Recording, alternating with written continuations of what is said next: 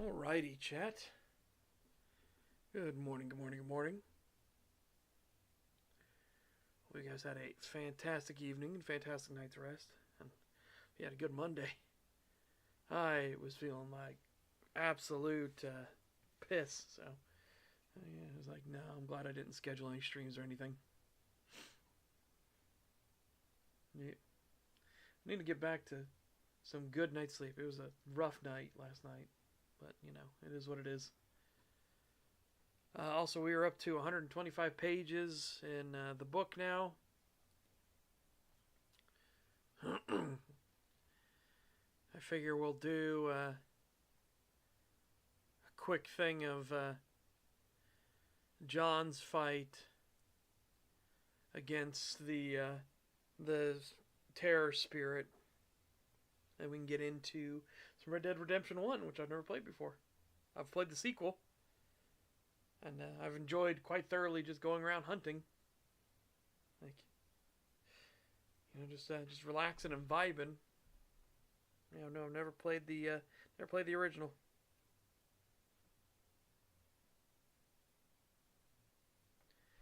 So yeah.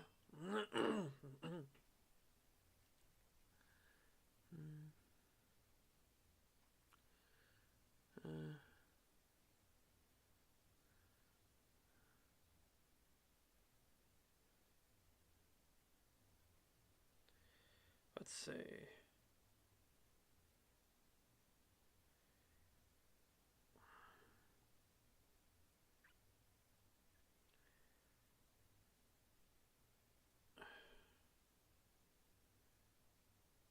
Where do we start at?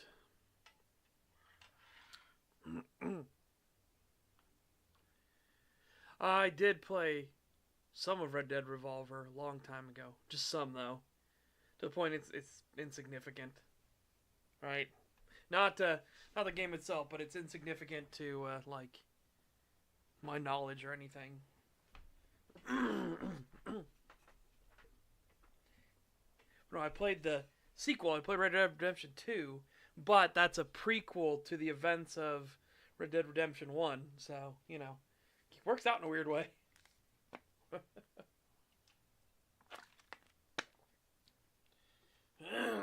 Okay. Let's do John's entire section, right? Well, it's especially insignificant because Revolver's not canon. Oh, okay, well, there you go. I have been spoiled on the ending of Red Dead Redemption 1. That's just because of, you know, listicles way back in the day when game trailers would do, like shocking endings and things like that. And they're like, when he walks out in front of all the, I think it was the marshals? Or maybe the army, and he gets gunned down. And that's the ending of John Marston. And it's like, oh, okay, well. So, now I know that, unfortunately. Well,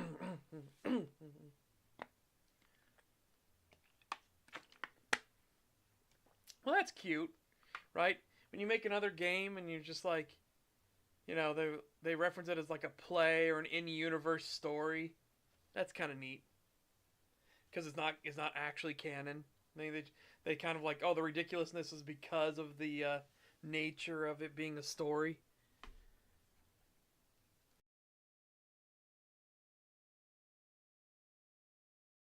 I like that. I like that a lot. Okay. Meantime, let's speaking of stories, let's do John's section, which ends out chapter 9.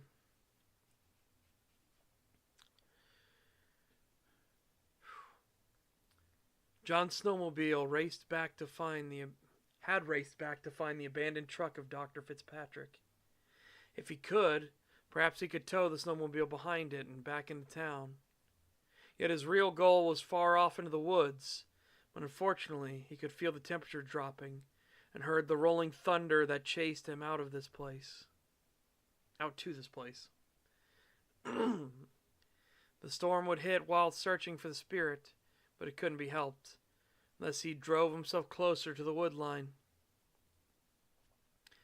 Once he was within a few yards, he dismounted and shut off the snowmobile. Then he carefully clasped his hands together and interlocked his fingers, before he blew into his palms. This had been the methodology by which he chose to use the dragon's gift, allowing him to safeguard these clothes at the very least. Once he felt the gift taking hold, he let himself slip, drawing the spiritual side of his being. Let's talk about drawing on the spiritual side of his being. Makes it more clear what's happening. The pain shot through him, and he doubled over at first, before tensing up and groaning, the bones cracking and tendons pulling taut as he felt the fur warmth starting to cover his frame. His black and gray fur coat rippled out across his musculature as it grew in size and shape. Though he could not compare to the size of a wrecker, nor a Yalderskald, he was on the larger end for Damari, and thus stood at 9 feet tall. Even so, in his true form, built of muscle, fur, and spiritual power, there was an overwhelming sense of dread he had about those woods. Just looking at the trees was enough for one to declare the entire thing sickened and deathly. There were roots that were visibly pulling out of the ground, as if so much soil erosion had happened the ground had dropped several feet.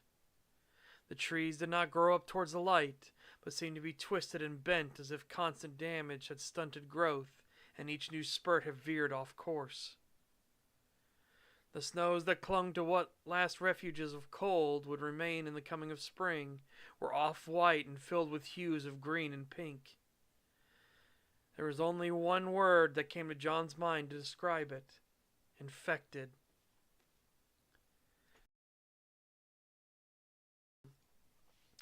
A sore rendered out from the soils themselves, with not a single sound of life beyond hollow whispers as the air moved through the befouled trees.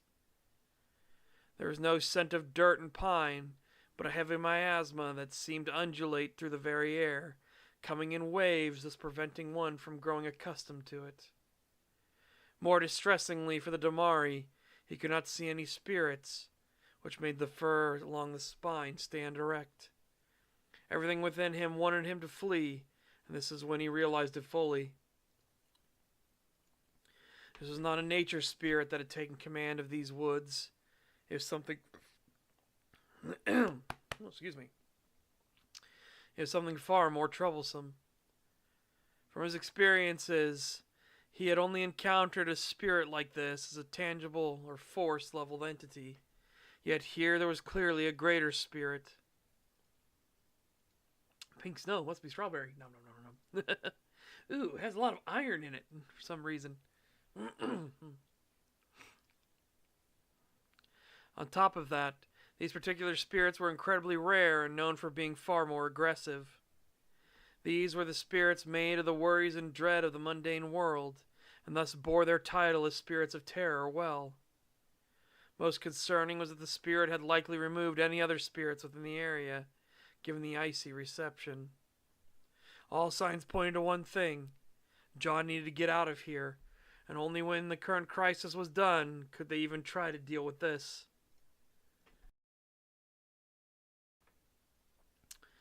A plan is only as good as one's capability to execute on it, and thus the current one John had shattered the moment he saw the skull floating towards him.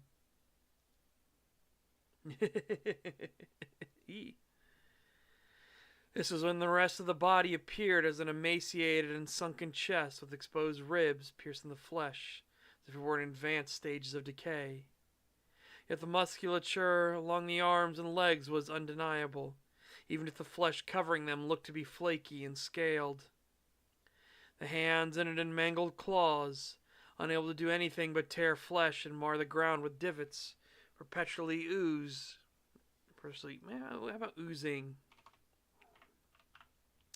oozing with a viscous, blood-like ichor. The skull stood out for all the wrong reasons, as twisted antlers seemed to breach through holes meant for ears, and twisted in mockery of a crown above the head. The chasms that were its eyes only remained empty and black for a time, as those eyelids opened and those bloodshot eyes with oozing pus turned their focus to John. The skull of a wolf began to open its mouth and breathe, icy cold to the point it crackled and snapped in the air itself. It was then the long tongue slithered from between the sharp teeth, a thick mucus and bile mixture falling from it as the spirit came closer and closer. John turned to keep facing the spirit, though he could feel the tendrils of its influence already playing havoc at his senses, dulling his situational awareness as all focus was drawn in. The red of the terror spirit's eyes pulsated as it came closer and extended a hand out towards the wolf. It was then when the voice came, sounding as if one were to be choking and wheezing in the last throes of life. God, how do I do that? Like I describe it, you can get the sensation of what I'm describing, but hold on.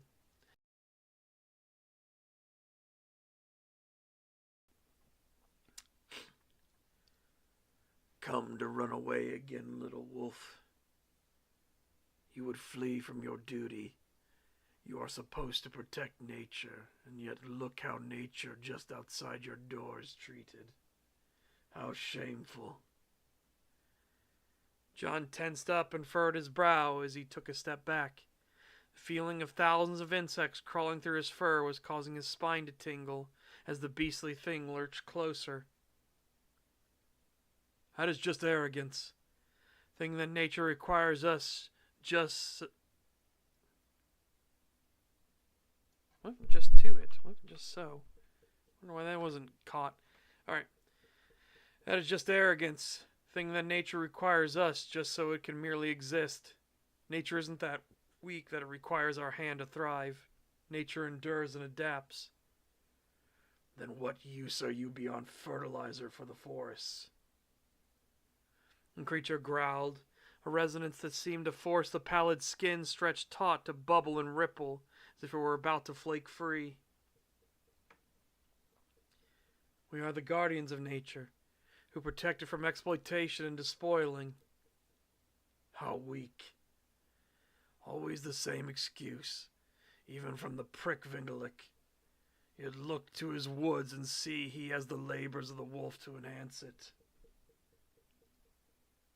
We've only been in the area for a few decades. How long has the woodland been under your care, I wonder?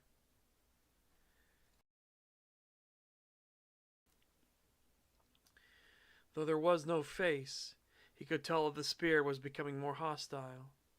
But John expected this. It was clear the spirit had grown unruly, was already well and truly a predator, a shade that would upset the natural order for its own ends. He would need to draw upon the sword of judgment soon, but he needed to distract and make distance to call it out. You would claim I am the one at fault here? He absolutely would. But was it wise for him to state it so boldly? Could that be turned to John's advantage to drive the shade into a spiteful state? He had to judge the situation carefully, for he was a Domari. While they could fight on the front, they were known as tertiary combatants compared to the mainstay Wrecker and Yalderskald. Any fight here and now would be an uphill struggle unless he could get the shade to make mistakes. He took a deep breath and then spoke up. You didn't answer, so I have no reason to believe you aren't the one to blame. Where are your forces? I know this woodland didn't look this terrible, but the greater spirit gave a deep, rumbling exhale. Those red eyes bulged, and the terrible liquor oozed out more as it leapt towards him. No more words exchanged while the wolf started to fall back. Nearer to civilization would be harder to push through the other side of the mirror. Yet out again amongst the wilds, where the solidity of the world was lesser, he could fall backwards and not hit. As he traveled through the world of the mundane and pushed into the staggering beauty of the spirit realm, that place was found through ancient... I want to get rid of was here. Hold on. That place found through ancient gates of holy places and at the end of life. He called upon the blade of judgment. He pulled the blade from his palm, drawing it into existence as the gift he was given by those spirits close to the moon. Here he was at first bathed in darkness until the blade shined and cast back the darkness, back the shadows. Let's do that. Shadows of the other side. I bumped the thing. He could see many predators lingering around, shying away from the light, for only the strongest and most determined amongst them would dare to transgress it. Unfortunately, he was now in a fight to the death with a greater spirit, and as the name implied, the spirit realm was an easy traversal as the massive beast slipped up from below. The world of the divine rippled as if water in a vast lake, yet further cementing his speculation, the trees stood firm and were solid, indicating a convergence point was nearby. These are so named as the places where the realms were anchored together. In a strange, seemingly contradictory nature, convergences were the most firm grounding in all the spirit realms. Even if they were out in the middle of the woods, this could be subverted when a greater spirit was in control, thus could grant passage through. He'd have to admit that he got lucky he was far enough from the point that he could slip through comfortably. Now, though, the terror spirit lunged from beneath, thus John dove aside as it came up and through. The shine of the blade sent the various lesser shades scrambling away, while the two of them were set to face off. The anger from the beast of terror was clear as it lashed out at him, catching his side with a brutal slash that filled him with dread. A nasty side effect of fighting against a spirit embodying such a dark concept. Well, he would have loved to have Alex here, for Yalder Skald could easily keep his morale up and mind focused. He instead had to rely on the gifts of the Damari. In this, he slashed his sword back and cut at the side of the beast, caused it to retreat. With the added breathing room, John focused intently on the sword blade and began to channel the gift of tranquility, often used to put the accused at ease enough to speak clearly.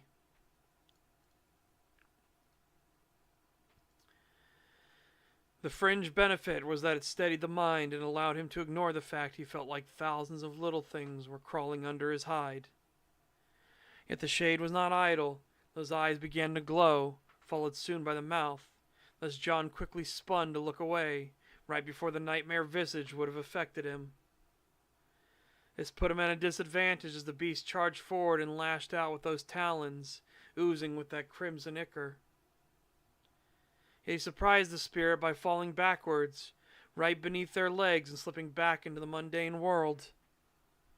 It had been successful in dodging the attack, but it was just a delay as the shade breached back into the mundane through its connection with the convergence point. Its fury was on full display as it lashed out once more, raking a few trees and leaving deep gouges in them. I am Hackaden. You dare stand against me, you arrogant little wolf? John wanted to point out the incredible irony in that statement, but he cast aside it in favor of survival. Those claws came lashing in again, and he was doing all he could to keep them at bay with the sword made of the moon's light. Yet already he was feeling pressed, a confirmation of a suspicion he had from Alex's words. While he had been training his raw strength, his stamina was lacking, a sign he had been relying too much on the power his true form commanded. If he survived this encounter, he was going to take Alex's training advice more seriously. Another claw came in, this time from an odd angle, but John twisted his body, taking only the very tips across his right leg, which made him wince in pain. Yet this also gave him an opportunity, as the thing of terror overextended, and thus he was able to bring the sword down and cleave off a couple of the claws as it tried to retreat. If he survived this encounter, he was going to redouble his praise for Mani and her generous gifts to the Wolvaran race. Hakaden reared back and let out a cry of pain as it tried to stem the injury from the sword. Yet a blade wielded by a Wolvaran was not so easily cast aside by the spirits. This was the grim necessity, for while the Wolvaran loved the spirits and did so honor them, the threat that could be posed from them could never be fully cast aside. As one may have to do, though carrying a heavy heart. To save the pack, it was sometimes necessary to put down a rabid wolf. It was here that the tide took an unexpected turn, as the Domari watched the skull bubble up to the surface of Hackaden's flesh. It then pushed itself out, drawing blood and bone with it, as it started to shake and stand on a skeletal frame. This was followed by another skull, then another, and even more until well over 30 stood before the spirit of terror. He had heard rumor of such an ability of some spirits, to command the bodies of those slain. Such was the way of all spirit magics. Each spirit in truth represented at least one of the primary or contradictory magics. It was clear Hackaden represented darkness and nature, the two elements used in necromancy. How ironic. I came to seek your aid against the necromancer, and as it turns out, your affinity is naturally towards it. The terror spirit did not respond, and instead drew his hands up with no word. What the fuck? Sorry, I fumble fucked that one, chat. Let's try that again.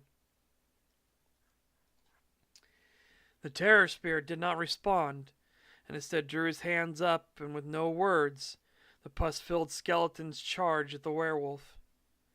This situation was completely untenable. Thus the Domari made the call that was most reasonable. He turned and legged it, heading back towards the snowmobile, though he was worried it wouldn't handle the weight of his true form. This was the plan until a rotted log came sailing past him and slammed into the side of the vehicle. Let's do transport. Yeah. It gave a whine of twisting metal and sparks as it catapulted sideways and was decidedly no longer what one could consider as functional. Thus the pivot as he turned back, immediately charging towards a few of the animated corpses, drawing the sword across a few of them. Let's get rid of a few of the animated corpses. Towards the animated corpses. There we go. Because we did a few of them already before that. There was no easy escape unless he needed to try and draw the spirit in close and not just these puppets.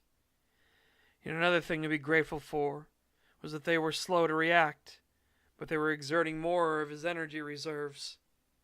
He also had to kick himself for not pushing harder for more gifts from the other side. The Domari were geared towards their role as judges and lawkeepers, which could well have extended to the spirits themselves. This was his shortcoming, in fact. This was his shortcoming in that he could have worked that much harder to gain more gifts to use in this exact situation. Another corpse was sent apart and shattered to the leaf litter as Hackaden started to shuffle closer. It was clear the Shade wasn't going to just let his puppets do all the work. This was coming in for the strike. John needed him closer. He had one idea and one gift he found so useful. Another corpse down, and Hackaden got closer. One more corpse sent back apart, and the terror spirit was preparing to leap. Now or never. This was the key moment. Even as his breathing came in panting gasps, he kept fighting and slicing until he saw the spirit lunge. As Hackaden arced through the air towards him, John began channeling the gift, touch of the lightning, and braced himself. The claws along his hands crackled with energy, and he fell backwards, which made the beast of terror growl in rage. When he landed where John had been, he started to immediately fall back himself, not realizing the obvious. The werewolf had fallen backwards, but this time he hit, and was laying prone on the ground. In a moment's flash, he spun and let his footpaws catch at the snow and dirt as he counter-lunged. Hackaden was already traveling backwards, let out a cry of surprise as those claws touched his back. Instantly, it was as if a bolt of lightning surged through his body, forcing him to spasm and flail as he was distracted out of traversing the plains and crumpled to the ground. The predator's menagerie of mutilated victims lurched to attack the wolf, but he already used the weight of his body to draw the sword of judgment around and slice clean across Hackaden's neck. There was a burst of energy that kicked his head away, along with John, who groaned as he rolled on the ground and tried to get back to his feet. He knew the fight wasn't over. He had merely severely wounded the greater spirit. This was from a lucky feint. Said spirit was already starting to regrow some limbs and getting itself back towards the body. John started to walk towards the moving head and stumbled some as he took a few more heavy breaths. The words of Alex repeating in his head over and over again. All power and no way to sustain it. He really would absolutely need to take up the insane stamina that his Yalder-Scald friend showcased. If Alex had been a wrecker, he would have been a nigh inexhaustible machine. Hackaden started to pick up speed back to the body, which started to lurch itself up and roll to bring itself closer. Yet John fell just next to him and grabbed one of the antlers and yanked it back. The sensation of touching the spirit directly sent shivers down the wolf's spine, and a sensation that maggots were crawling through his body was maddening. He smashed the head of the terror spirit against a nearby tree, and then had to roll away with it as the body slashed and just missed him. The head then began to gurgle and the mouth opened, to which John spun it around just in time as a wave of bile, in spite of not being connected to the body, erupted from those open jaws. Quickly he slammed the head against the tree again, doing some more damage, but the body was now standing upright and bubbling as more skeletons were being generated.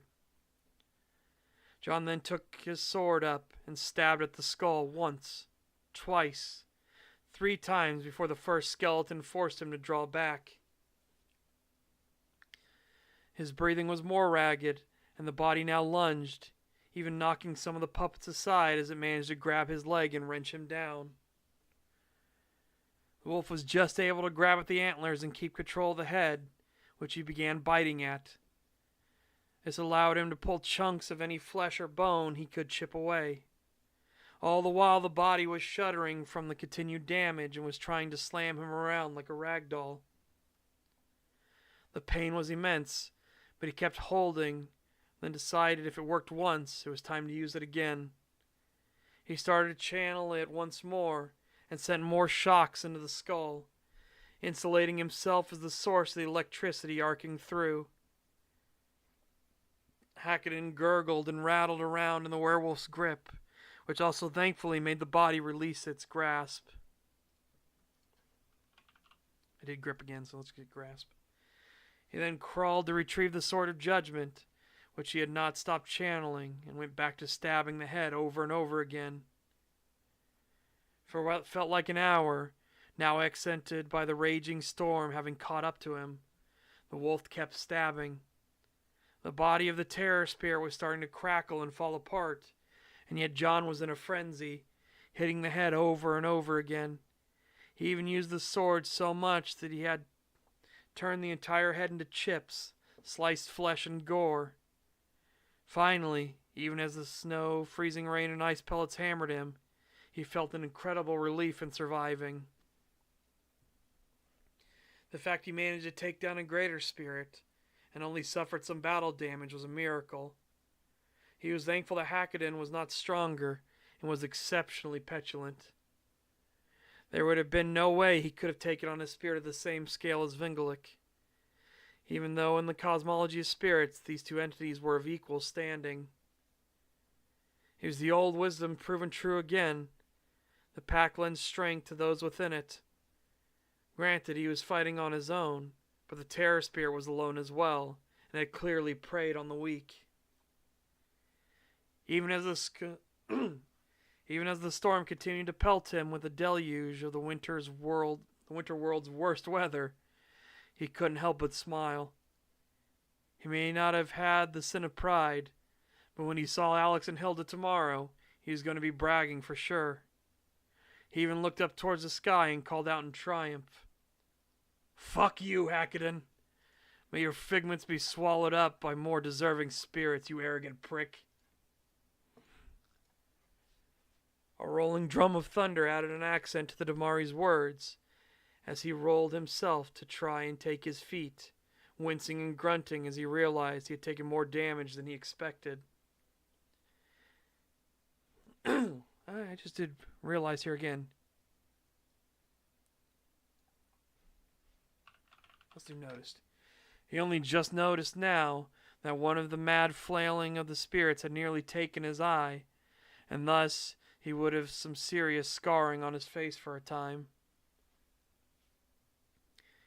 It was as he looked around. Whip. I didn't realize again here. Oh my god, what the fuck?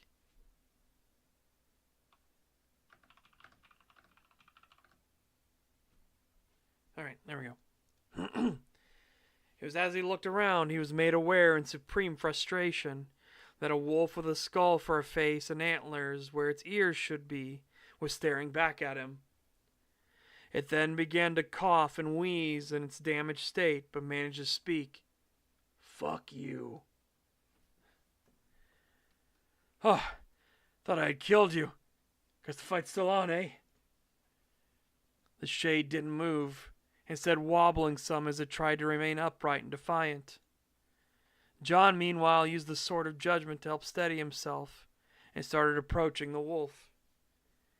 He had to admit, greater spirits were a pain in the ass when they became so destructive. As he approached, it tried to draw closer, but limply fell forward and gurgled. John wanted to smirk and boast, but he too stumbled forward and groaned.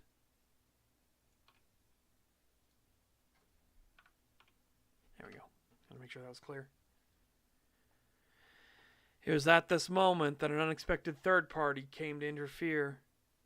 The trees began to creak and groan while the storm rattled and raged. First, John mistook the forest protest for cries against the storm itself, till he saw a light coming towards him.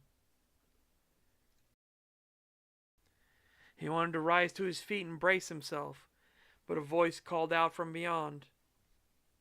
"Relax, Damari, John. I'm not here for you." He recognized the voice, and he tilted his head before speaking up in turn. How though? Are you I had not heard the song of Ellen for many years, and feared the worst. Yet it is not my place to make demands of disperser wolves who have yet to anchor themselves proper. When the convergence fluctuated from your battle, I was able to draw near. As the spirit drew closer, John saw it as a wolf-headed thing, wearing a coat of leaves with but a few lingering flakes of snow. This wolf was currently walking on 4 legs, but soon its body shifted and it stood upright on 2. I take it this terror shade is the culprit? I can't say for certain, but he was the greater spirit here, named Hackett. Do not speak for me, you arrogant wolf. The predator slowly rose and turned to look back at the other greater spirit. You've been given so much, Vingalik, and yet I, Hackett, have received nothing for all my efforts. You know nothing of me, for your own selfish pride has blinded you. Ellen was a lovely spirit, and her voice will be missed. Perhaps in time she will reform. You, however, have lost your status. Your injuries have drained much of your being, thus you are nothing more than a wayward force, a predator and threat, thus you must be dealt with. Hackett snarled some and was channeling something, but Vingalik raised his hand and snapped his fingers. John blinked and nearly missed the shadow that had been moving nearer to him. It moved across Hackett, and suddenly the shade split in half down the length of its body. As Hackett began to twitch and attempt to put itself back together, Vingalik stepped forward and reached down. Blessed be that he was so weakened by a wolverine. May this predator no longer trouble the mundane world, and may nature heal from his transgressions. As he spoke, his hands clasped around both halves before hoisting them up. Once in the air, ice began to form on them, and soon enough Hackedon was frozen solid, then rapidly began to melt, which merged into Vingelic's body. You were very lucky, John, that this terror spirit was so weak. You should have waited until your pack was with you. Remember the old wisdom.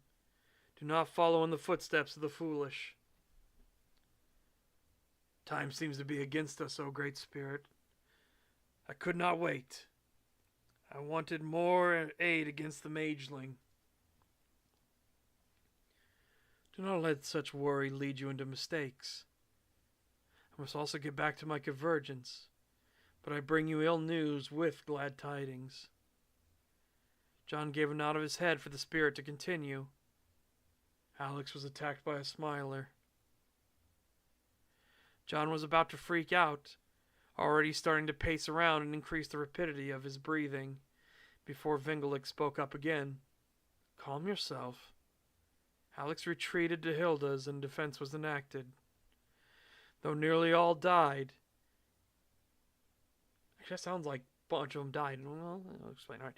Though nearly all died, Alex managed to claim the head, and you'll be pleased that despite suffering great wounds, all those that could be allies survived their encounter.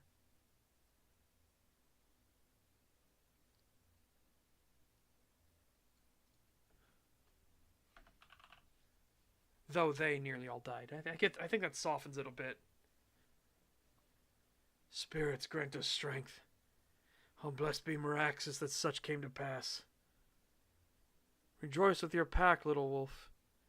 Come together and forge this bond into something greater. Alex nearly lost himself in despair, but the humans saved him from falling into the abyss. Help nurture him and make clear that you all shall come together. This is the advice I offer. Now I must be getting back. Werewolf frowned as he heard those words, realizing that he had nearly lost Alex, and likely the others. It was a harsh wake-up call that he was being too careless and pushing too quickly. He needed to use the greatest advantage they had, the numbers of a pack, and stop taking such risks. I thank you for your words. I shall endeavor to heed their wisdom.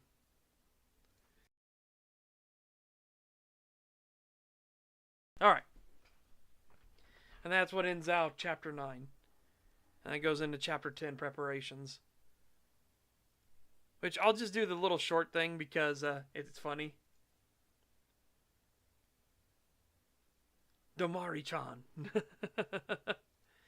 I'll just do this little short thing. It's only 2 paragraphs. Like, combined 2 paragraphs, basically. But Chapter 10, preparations. Alice looked at the wreckage of what was once his home. The fireplace had fully collapsed in and taken even more of the roof with it, while the support beam had clearly buckled. The only place that remained standing was the bedroom, though the roof was damaged, and the bathroom. The radio equipment was completely unrecoverable from the collapse and the weather beating down on it. Yet he still held out some hope as he stepped into the old cabin. Victoria, though, was the first to speak up as she held up her suitcase. Well, hey, at least my clothes survived, said the woman, currently having borrowed some of Hilda's own. She then opened the bag and let out a groan. Oh, never mind. At least the briefcase survived the storm.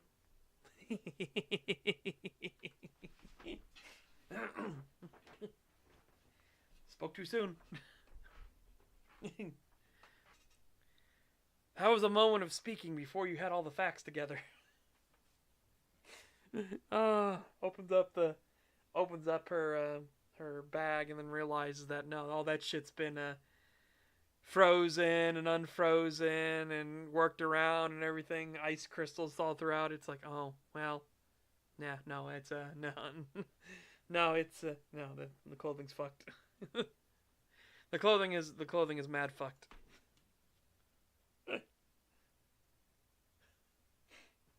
That's gonna need some repairing.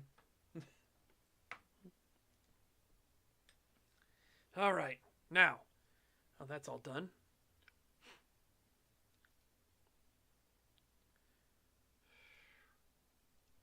I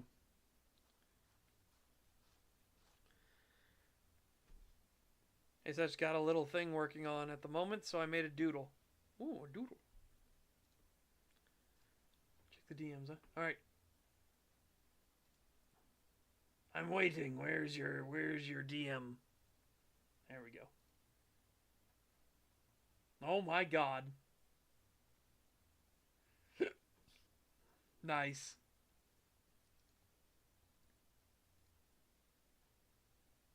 Nice, nice. Dude, it's already looking really nice. Yeah. I won't spoil it so that it can be shown when it's when you more want it to be shown. When you want it to be like here's more towards the finished product. But in the meantime, Big Stinky Butt, hit play.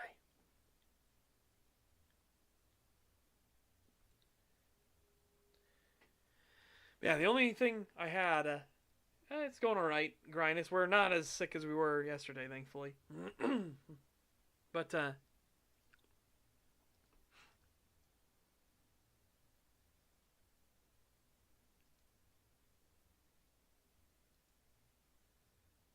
you have to have the Rockstar Games launcher. Oh my god. Rockstar, I just fucking hate you. Have you...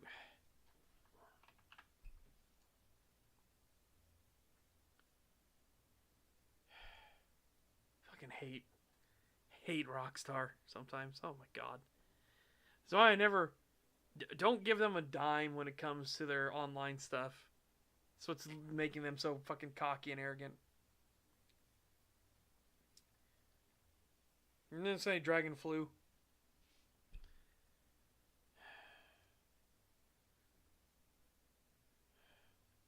Okay, now you're gonna start the game. Okay. Are you gonna force me to log in and I'm gonna have to go through all my stuff?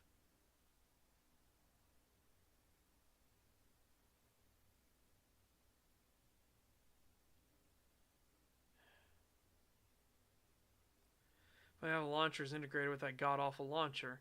Even funnier enough, with a launcher that has zero protection as well. Yep. Oh my god.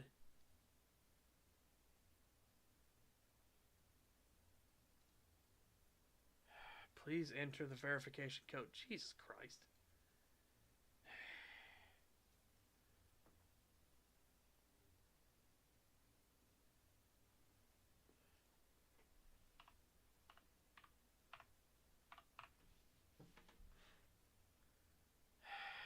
Submit.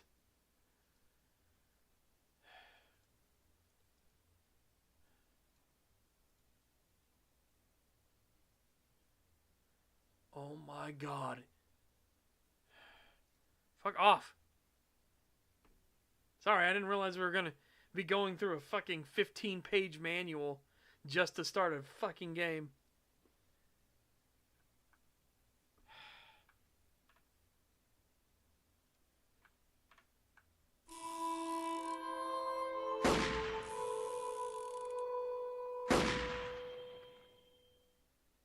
Okay.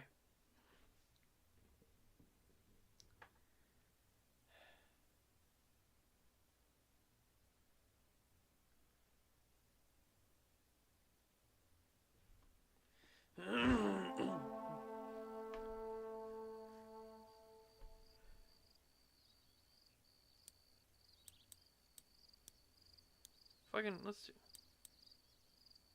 Ultra. Let's try just do Ultra. See what happens. Oh my god. Oh my god.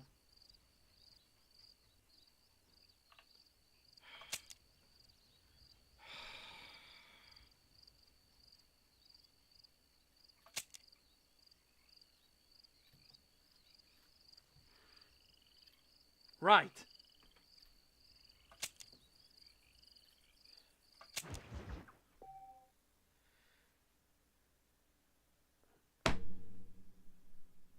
Nah, shit. Nah. Nah. Fucking...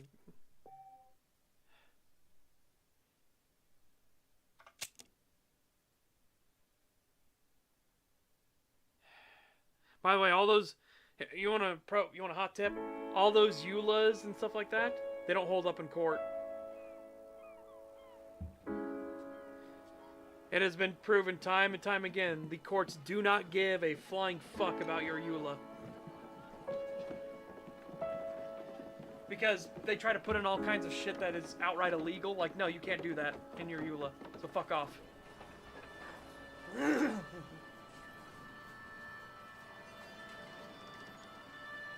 The courts do not fucking care. So, again, you can accept a company's EULA all you want.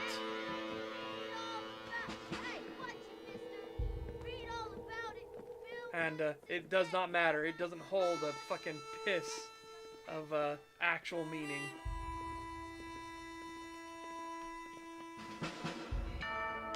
Yeah, just because Nintendo says I can't sue them for breaking my Switch 2 doesn't mean shit, exactly.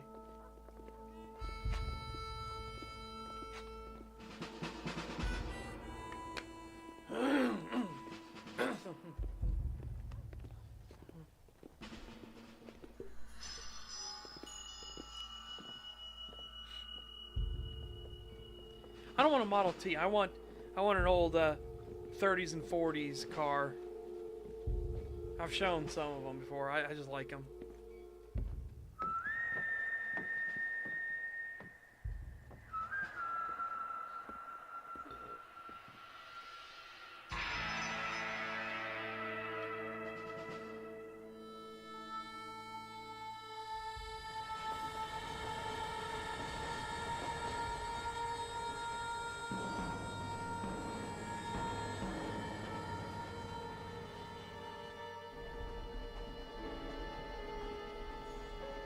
I was gonna say, why they let us keep all of our gear and everything, but they're just letting us go, I guess? Well, I, for one, am grateful, Mrs. Bush, that they are finally bringing civilization to this savage land. I could not agree with you more, my dear. My dad sold this land, and I know he'll be looking down on us, pleased at how we help the natives. Yes, they've lost their land, but they've gained access to heaven. I'm sorry, just trust me, I am not on the side of the natives keeping their land. But Father, do you mean unless an innocent receives communion, they're destined to go to hell? That hardly seems fair. What I mean to say, Jenny, is that there is a great deal of difference between an innocent and a savage. I never thought of it that way. Yes, they lived like animals, but they're happier now.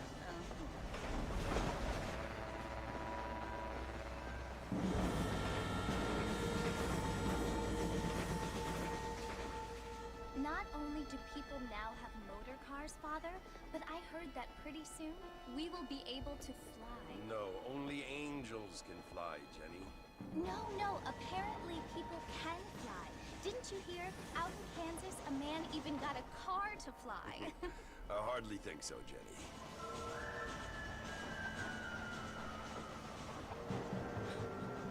Apparently, Mr. Johns wants to run for governor, which is why he's so concerned with cleaning up the state. Nate Johns.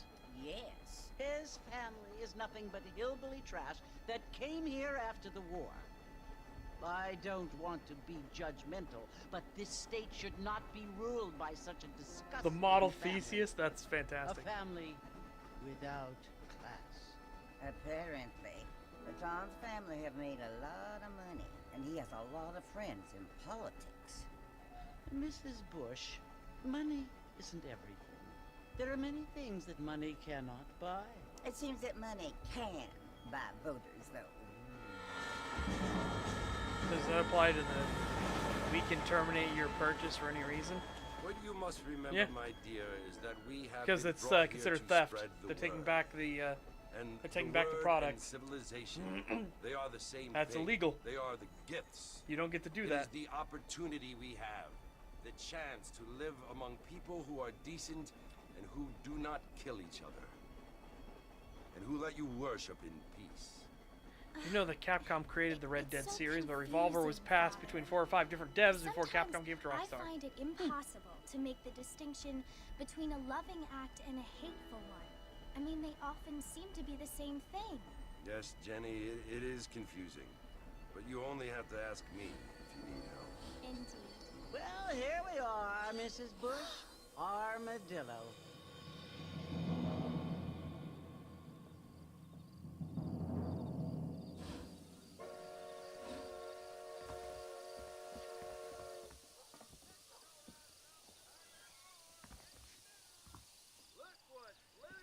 Go to the saloon. Way out west. Way out west. So the story goes. I'm not gonna sprint. I'm gonna fine. I'll sprint just to get the thing to go away. There you go. I sprinted. You happy? Now go away.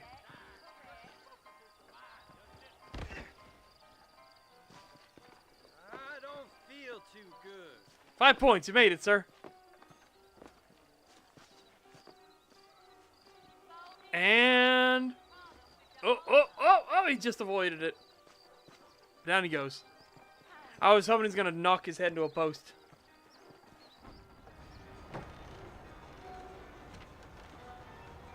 Marston! Mr. Marston, over here!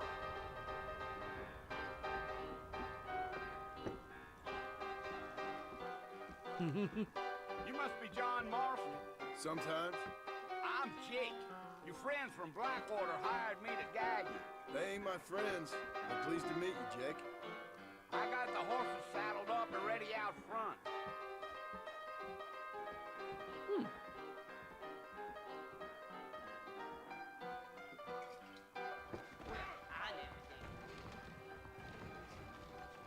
Oh, he made it that way.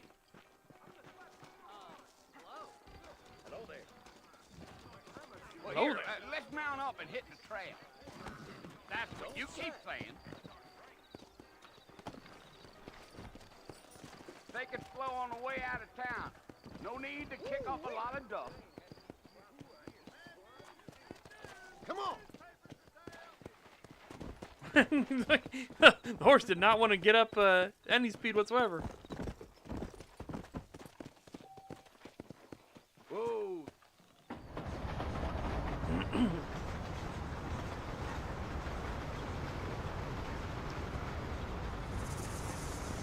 So it's Fort Mercy you want to visit? That's right. Ain't taking nobody up to the fort in a long time. Strange place for a decent fella to want to visit, if you don't mind me saying. Who said I was a decent fella? It's been abandoned for years now. Folks say it was built during the Mexican War. What kinds of soldiers around back then? Why'd they leave? Well, I ain't entirely sure. I heard they had to go up north to fight Indians, or maybe they got tired of being soldiers and went looking for gold. You know how things is. So what are you doing up at the fort? I'm looking for an old friend. Well, like I said, you ain't gonna find many folk around those parts these days. Those you do find are about as sociable as an ulcerated back tooth. I mean, I ain't one to judge a man by the company he keeps, but... Well, he ain't been friends for a long time. I mean, yeah, given we know that a lot of the people in the Vanderlyn gang are pieces of shit. Are you planning on The spending good any one time in was, Armadillo, Mr. Marston? I doubt it. I ain't planning on staying Oh very fuck, what was long. his name? Well, if you're fixing He's for the main some character. He's the guy you female play in company, fucking Red you Dead can do Redemption a lot 2. worse than Armadillo. Jesus. Fine as cream gravy they are. Not like Thieves Landing. Dang, those girls ain't even fit for a drinking Arthur man Morgan, to hold yeah. up with. I'm a married man, I'm afraid. Ain't we all?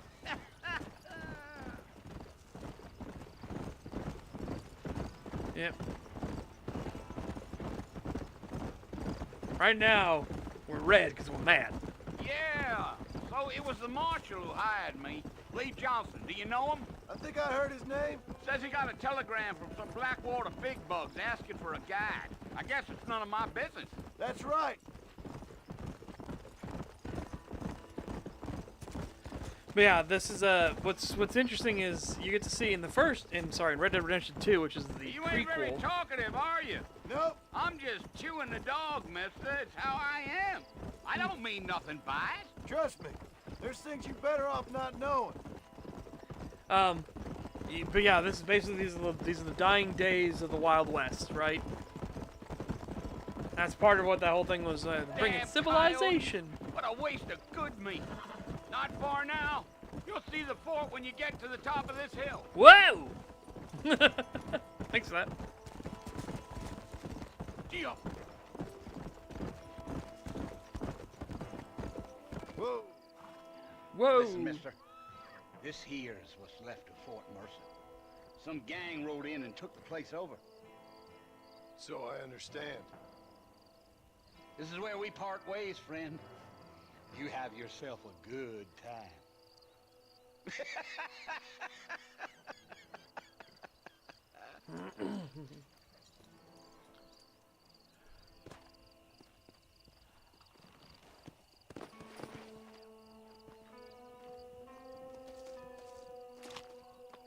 Okay.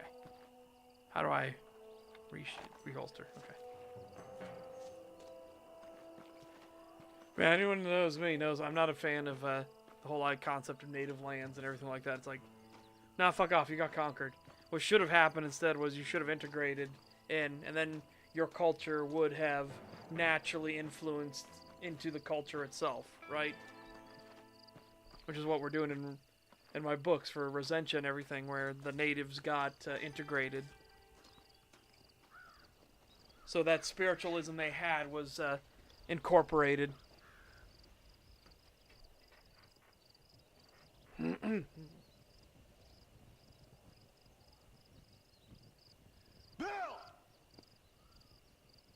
Bill, I've come for you! Bill Williamson! Come out here right now! Go away now, John. Don't make me kill you. Nobody needs to kill anyone, Bill. You must think I was born yesterday. You always did think I was an idiot. That ain't fair, Bill. You were as my brother. I've come to try to save you. Oh. Do I look like I need saving? Bill, please. They want to kill us all. I can help you. Well, you never tried to save me before. You only seemed to save yourself. Bill, I implore you think about this. You implore me? You implore me. You always were one for fancy words. Oh. Well, things are different now, John.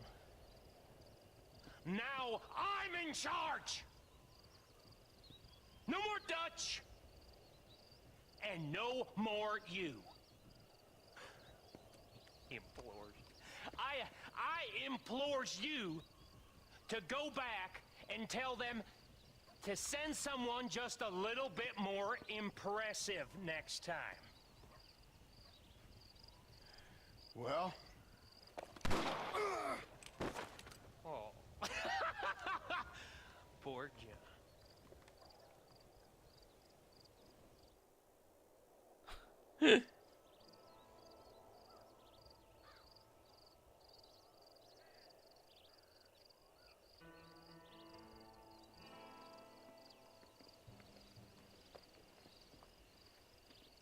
Bad end. The end. Yeah.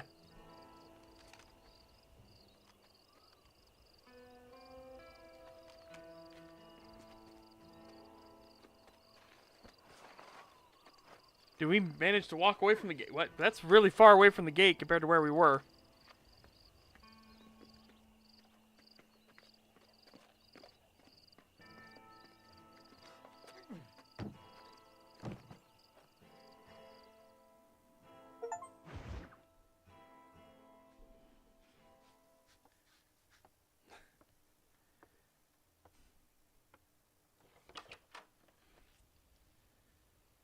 Well, you're alive. So it would seem. So, how do you feel? I don't know the polite word for it. I do. Stupid is the word we use around here. What were you doing? Yeah, retarded. I was doing something stupid. Well, you'll be okay. Once you didn't die, the doctor said you'd be fine. He got the bullets out a couple days ago. Good. It cost us $15. I'm sorry, madam. Should have left me there to die. Did you want to die? I mean, was that it? Was that why you went straight out to Fort Mercer and picked a fight with the worst bandit in the county? To die, Mr. Mr. Marston. John Marston. Bonnie McFarland. Miss Bonnie McFarland. Well, you may be right, Miss McFarland. I don't know. Huh. So what were you doing? Was trying to give Mr. Williamson a chance. For old time's sake. You know Bill Williamson? Knew him. Long time ago. Well, what was he like? Dumb. Just like you. Thank you, miss. See my hat? I have. And, what will you do now? Now I'm gonna take my time and go after him the less kind way. Well, that sounds very fun, Mr. Marston. Quite heroic, just like in those penny dreadfuls my brother used to read. Meanwhile, if you'll excuse me, I've got a ranch to run. Of course, if you're feeling better, why not take a ride with me later? Help me patrol the perimeter. You can earn back some of that money we wasted on doctor's bills. Of course. And thank you for saving my life, I mean. Next time, Mr. Marston, I strongly recommend you don't try to lose it quite so earnestly. I'll bear that in mind. Yep.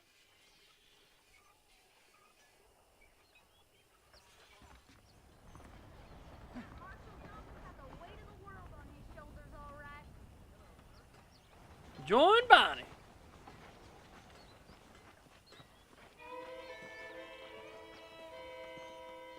Well, hello.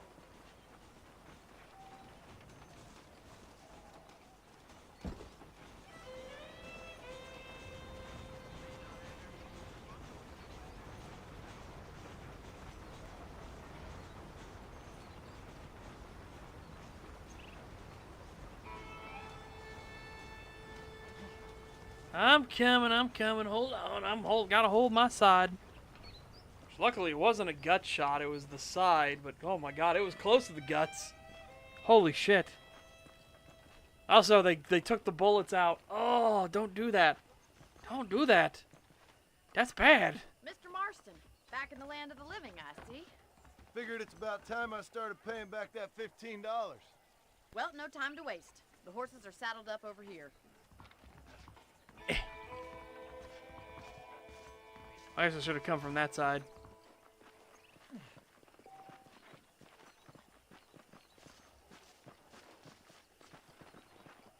There's the foreman's office. It's also where we lock up good-for-nothing outlaws, such as yourself. I'm happy enough with my current quarters right now, Miss McFarland. I picked out a fine horse for you. Yeah! Come on, then. I'll Mount show your you new around the horse. property.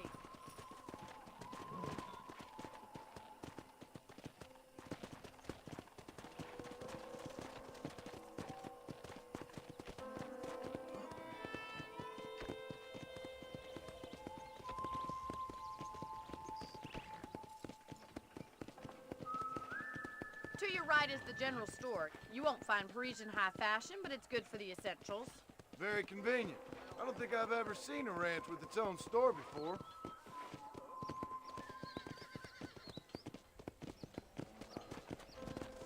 I thought you were matching her speed. Why are we going ahead of her? And here's the corral. This one's for the horses. What do you think? I'm no expert, but it certainly looks like a fine corral. I suspect you've stolen more horses than you've broken. Now, where'd you get such an idea? First impressions are hard to erase.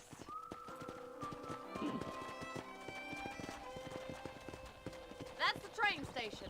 Things sure have changed since the line Whoa! got finished, bringing in all sorts of new folk like yourself. Is that such a bad thing? Change is only good when it makes things better. accurate. Giddy up!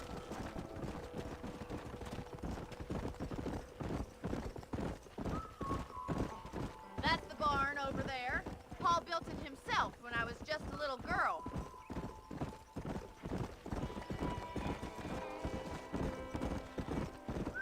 And here we are, back at the house. Let's stop for a while before we head out on patrol. You'll get no complaints from me, Miss McFarland.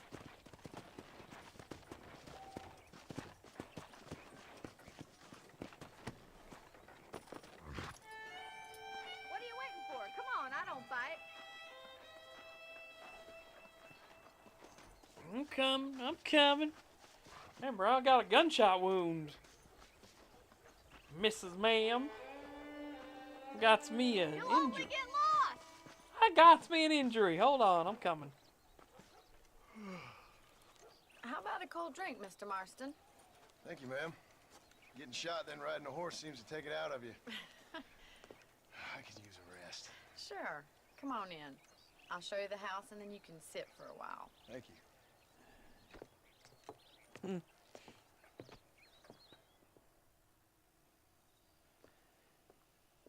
Oh, he Mr. conked Marston, out. Miss McFarland. Remember me telling you about the trouble we've been having with rustlers and other undesirables? I do? Will you help me keep watch on the property line this evening? Sure. I want to see just who is trespassing on our land.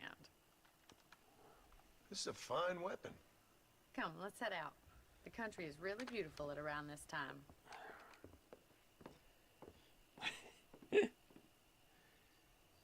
Ready, Mr. Marston? Let's mount up and patrol the ranch. Which kind of repeater carbine, though, is it? Is it 4570 government? Why do they call it 4570 government? Because nobody fucks like the government. Right, follow me. Keep your eyes peeled for anything suspicious.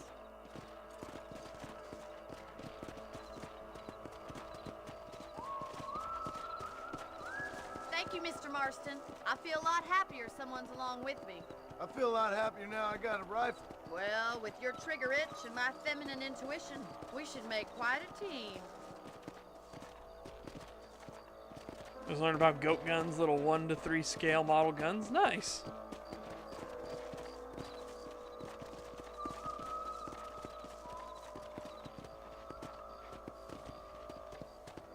Look, those damn rabbits are at the crops again.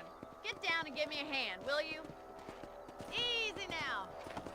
Get your rifle out. It's about time these little thieves met their maker. You got one.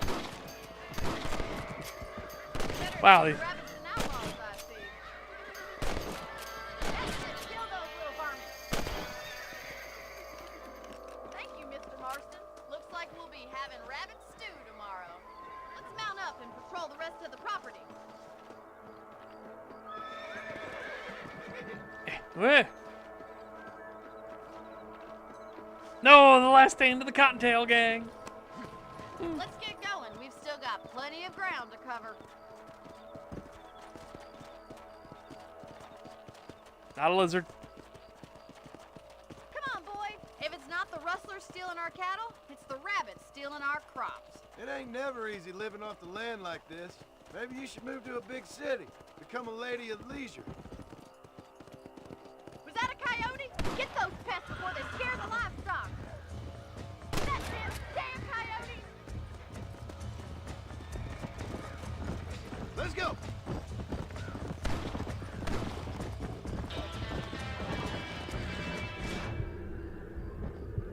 Come on, they're headed for the chicken.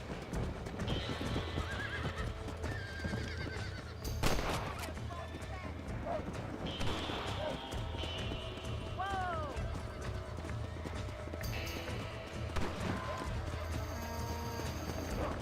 Oh! Nice shot.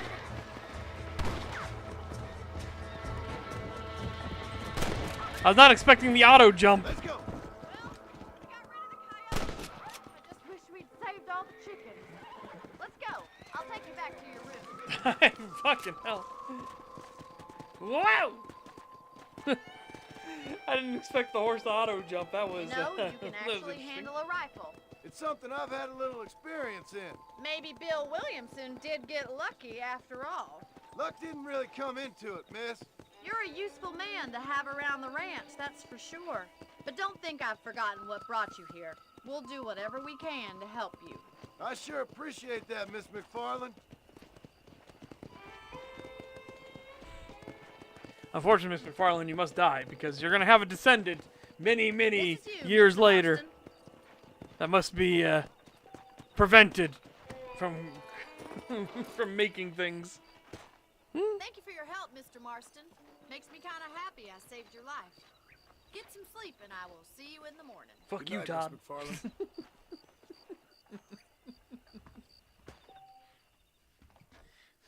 Sleep in your room to save your game. Okay. Get them yotes. I believe the town of Blackwater would benefit from some kind of parade. Extra ammo from the trunk in your room. Ooh. Create a time paradox. Current Deadeye level 1 of 3. Please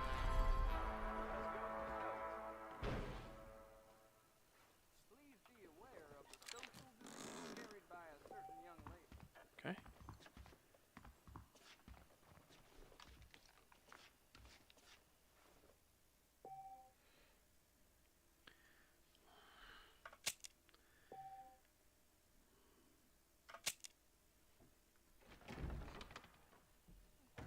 Harmonicas with deliberate intent.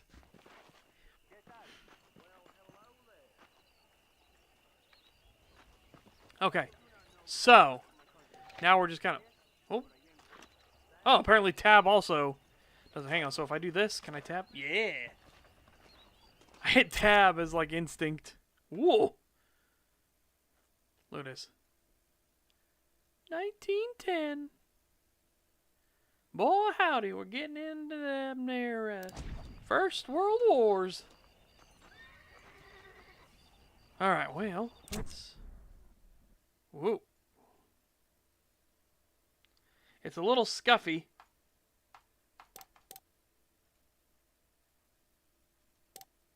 Oh, you double tap or you hit enter. Not very great PC controls. Go!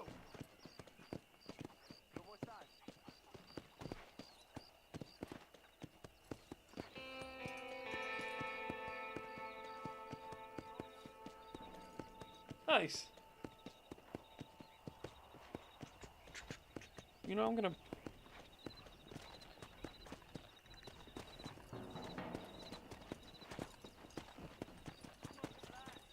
Also, she just gave us a fucking rifle, so we already had to pay off the 15...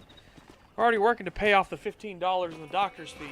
What, are we gonna pay off the fucking $8 or whatever for the rifle as well? Like, what the fuck's wrong with us? Bonnie, do you want this rifle back? Because, you know, that's already... You're adding to my debt here. My debt's getting kind of high. Oh, Mr. Marston. How are you doing today? I'm well, Miss McFarland. Thank you. How are you? Well, I'm fine. Thank you. So, how are your ribs? Fine. A little sore, but apart from a couple extra scars, it'll be as nothing happened. Good. Come in, come in. You know, you never did tell me how you met that Bill Williamson or what you wanted from him. No, miss, I did not. Well, why not, if you don't mind me asking? I certainly don't mind you asking if you don't mind me not telling. See, it's a complicated and somewhat pathetic tale, and by telling you, not only would I be putting your life in danger, but also threatening the lives of some people that I hold very dear. Well, I apologize if I seem to be prying. And I apologize for my reticence. Hope you believe me when I say that it's simply out of respect for you. Of course, Mr. Marston.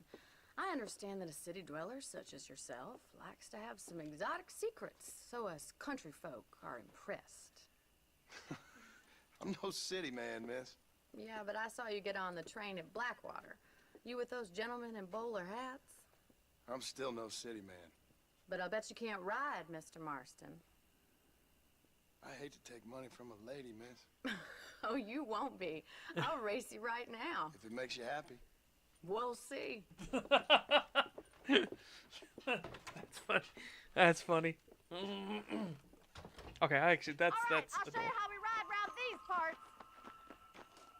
I'll show you how we ride around these pots. Woo! Let's go. Giddy up! Come on. Come on, come on. Nice to see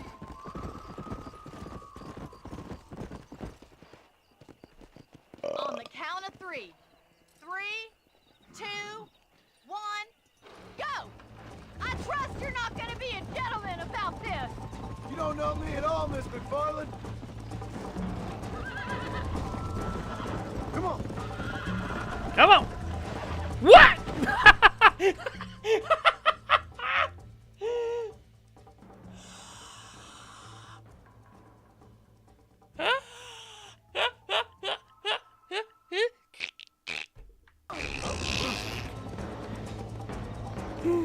You fucking horse. Let's go. That's fucking hilarious.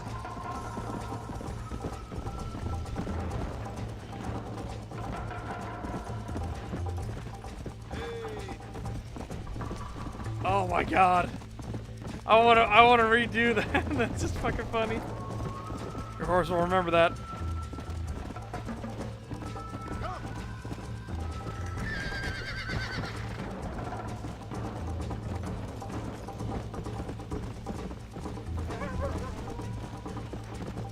I was doing so good, and I overdid it.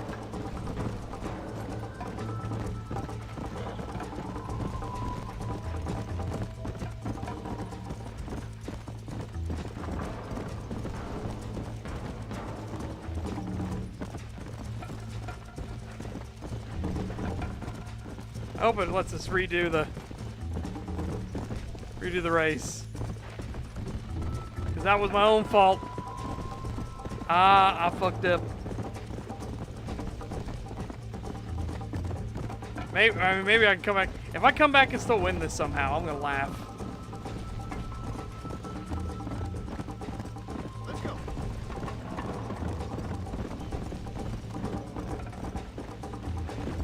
Come on.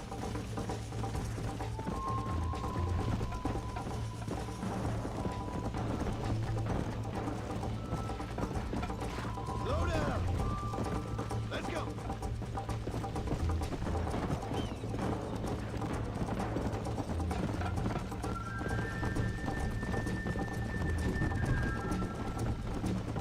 Don't go easy on me. Yeah.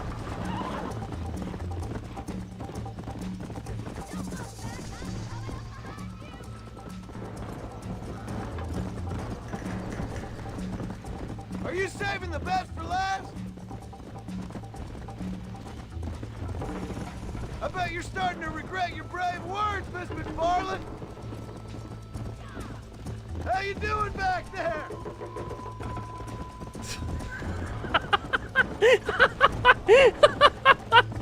Oh, there. Oh my god. Nice comeback. That was fun. Sure. You know, Ain't you no should way. go pay the marshal a visit in Armadillo sometime. I'm sure he could help you deal with that nice Mr. Williamson. Yeah, I might just do that, Miss McFarland. You do whatever you think's best, Mr. Marston.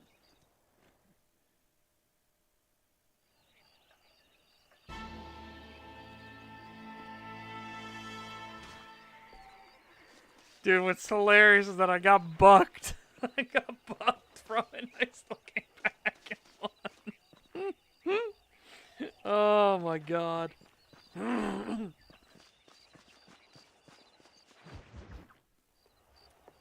Mr. Marston, how are you? Good, Miss McFarland. How are you? I'm well. Would you mind riding with me to Armadillo? I've got to get some supplies and I could do with the company. Of course. You can take the reins. It wouldn't do for a terrifying bounty hunter such as yourself to be seen driven around by a woman. Take the reins, Mr. Marston. Ooh. Arm carriage. Approach the driver's seat.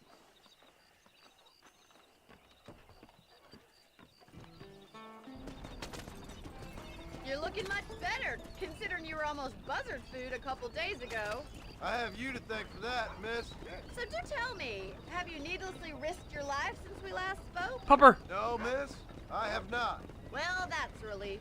Perhaps there's hope for you yet. I wouldn't bet on it. That's not a pupper, that's a wolf. Hope, Mr. Marston. You can't be a rancher in this kind of country if you don't believe that. An admirable attitude, miss. That's a full-on wolf. So, I can't think of any other way to stay sane, to be frank. What Actually, about no, the you? tail I think is Have you too ever long. given up hope altogether? Hope hasn't really entered into it. It's not really something I think about. A peculiar outlook. I can't really say I understand you. I can't always say I do either. Oh, don't be so deliberately enigmatic. I'm not, miss. Yes, you are. You are being deliberately obscure as a substitute for having a personality. I just know there are two theories to arguing with women, and neither one works. I'm not even going to dignify that gibberish with a response. Which is a response in and of itself. So, ha! Gotcha! I win! I win! I think it's kind of funny I found you dying on the side of the road and now you're driving me into town. You have a strange sense of humor. Well, you must admit, it's an unusual start to a friendship. I didn't realize we were friends, Miss McFarland. Oh, please. Now who's being funny? Listen, I know that business with Williamson is your business, but I don't know. You've been good to us, and I don't think you're a bad man. A little stupid, perhaps, but not rotten. I just worry about you gallivanting around these parts like you're some kind of deranged bounty hunter. Like Paul always says, don't go waking snakes. I appreciate your concern for us lesser mortals, Miss McFarland. I really do. And if there was any other way out, I'd take it. I can assure you of that.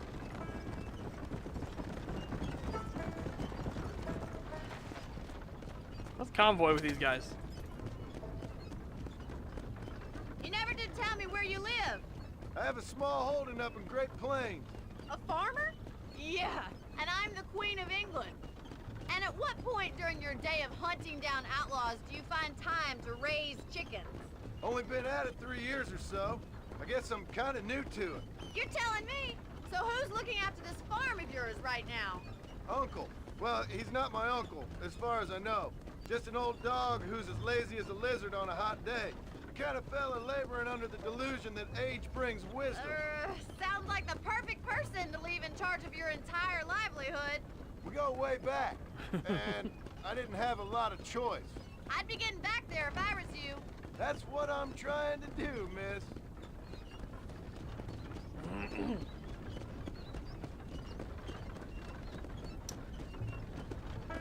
Way out west. Way out How west. well do you know New Austin? I don't. We talked about coming down here many times, but never made it. Who's we? Me and the folks I used to work with. Yeah, New Austin. The last real outlaw country, where the old ways still hold true. You do a man wrong, he'll shoot you for it.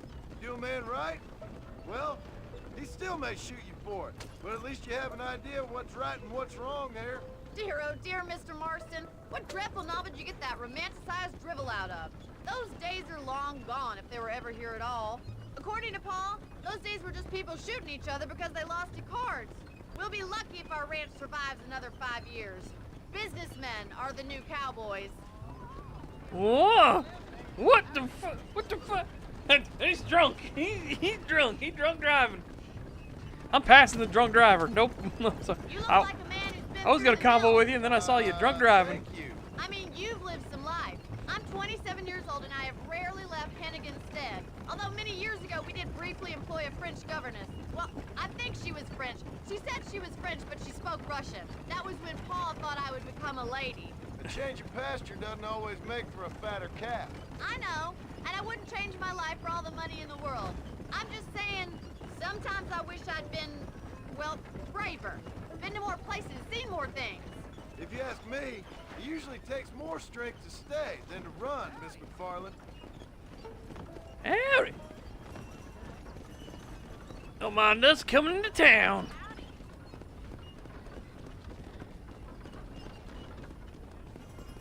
Alright, over here. Pull up to the cart. So this is Armadillo. Manhattan it is not, but it does okay for us. Beep, beep. Most important thing for you right now is getting yourself into Dr. Johnson's office to purchase some medicine. The first one's on me. Thank you, miss. I'll pay you back. I'm sure you shall. The doc's a good fellow. What He the fu- saved your life, so be polite. $15, $8. Now, how much is this gonna cost? John, run! Our debt's getting higher. Our debt's getting higher. It's not looking like we're gonna pay it off anytime soon. I mean, granted, we did $1 worth of work, right, on getting rid of the bunnies and the coyotes. Howdy. I got stock of them electric belts if you need to lose weight. What, at 35 fucking bucks for chewing tobacco? Jesus Christ, inflation. Any trouble, let me know. Thank you.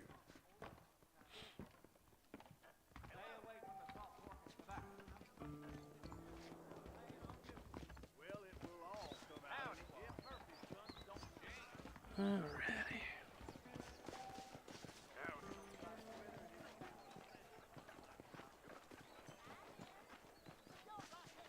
Well, thanks for driving me. It was nice to be able to enjoy the view for once, and a little company never hurts now and again. You're more than welcome, miss. Least I can do. Thank you for the medicine. Why don't you have a look around Armadillo? You can always take the stagecoach back to the ranch later. I might just do that. Travel safely, miss. Try not to get yourself shot. I won't be around to save you this time. No, I'm gonna do honorable because it fits better with Arthur Morgan, right? Never lost a single piece of merchandise. No Pallado employee. Arthur Morgan was a good bean. He was like as gets more revealed, especially in the second game, right? Arthur Morgan was more the reason why he was kind of the heart and soul of the Vanderlyn gang. And when you do the mission to pick, like, you know, are you going to help John and his family escape to their life on their farm and everything like that, that's, you know, it's kind of obviously feel like you then want to do the honorable route for John as a way to remember Arthur, right?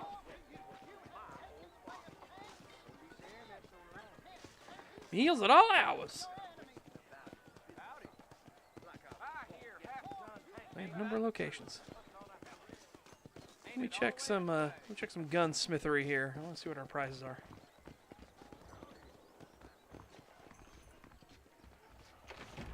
Well, protecting yourself is the American way. Hi there.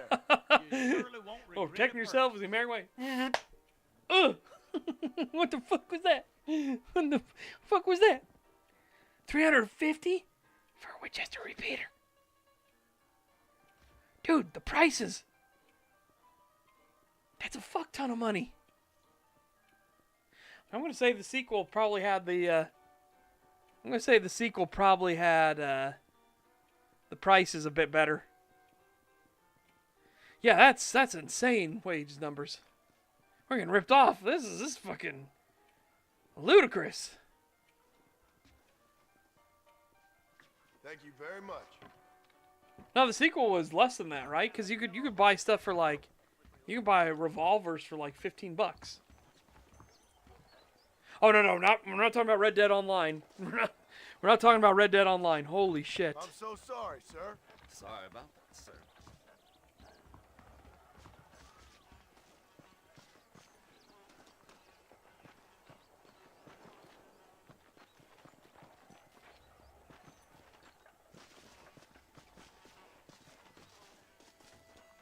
I guess that's the truth of it, right? What was the state of it in 1911?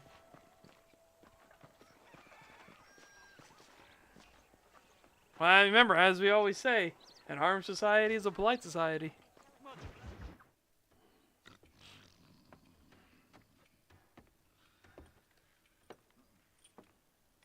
Excuse me. Hey, you got a visitor.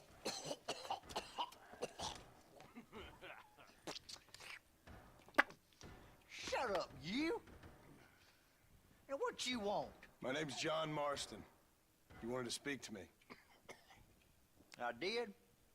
Apparently so. Why? I guess because we're both in the business of the law.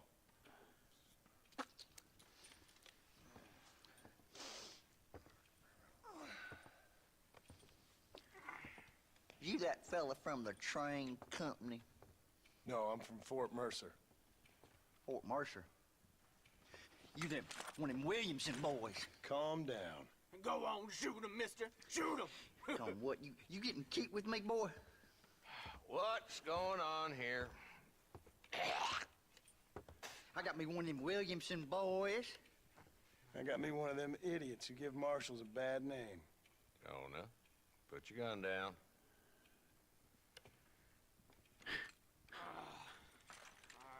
Yeah. You must be the man from Blackwater. Yes, sir. Listen, that dog ain't too bright, but he seems loyal. Jonah, get out of here for a minute. Yes, sir, Mr. Johnson, sir. And you. Oh, I done seen enough of your hide around here, friend. I think there's some school children down the way you can go and frighten. Oh, hardy fucking har. What are you doing here, Mr. Marston? Apart from frightening my deputies. I'm here to capture or kill Bill Williamson. Okay. Can you help me? He's outside my jurisdiction. He's in the next county. Of course, Bill Williamson and his boys have tended to keep themselves away from my town. So you're happy to have him out there? Well, I ain't happy, but I also ain't suicidal. My job is to keep this town safe, not clean up all of these 3 counties. It's hard enough around here. You know, I hear you speak, and suddenly I'm reminded of how the people I respected most in my life had a problem with authority. What's wrong with you? Well, I'm sure you and your fine friends have enjoyed spending your time running around pursuing noble causes. My cause is to keep this town from turning into a living hell for the folks who live here. Whole world has problems, mister, and I'm here doing what I can. Why? What's happening? Right now, I got the railway, the people who pay my salary, trying to get me to turn a blind eye to them burning down settlements up there. I got a bunch of cattle rustlers out near Box Canyon needs shutting down. Not forgetting the gang that keeps murdering homesteaders out in the back country. And I got a bunch of hoods over in the saloon, drunk, threatening to shoot up the whole town. That's all I got today. But it's early yet. Give me a couple more days. There'll be more. All right, tell you what.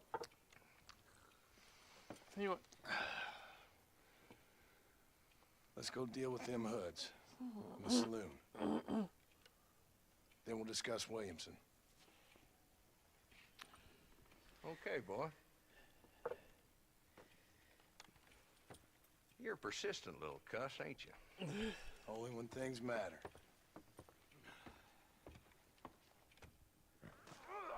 Come on then, Marston. Follow me. All right. The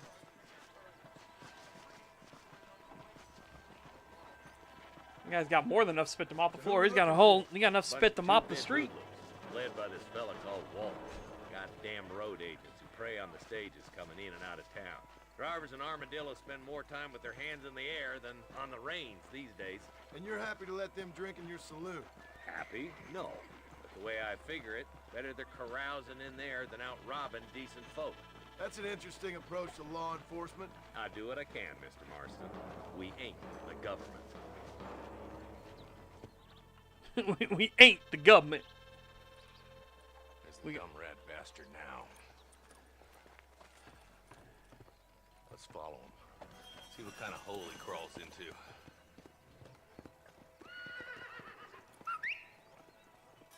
Four, 5, 7, the government. Mount up, Marston. Walton's our man. He spotted you.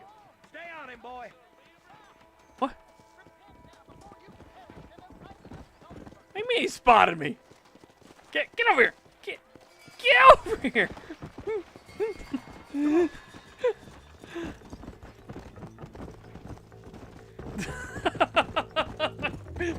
Fucking horse. The horse turns around, starts running away from me. Like, get back here, you bastard. Horse moment.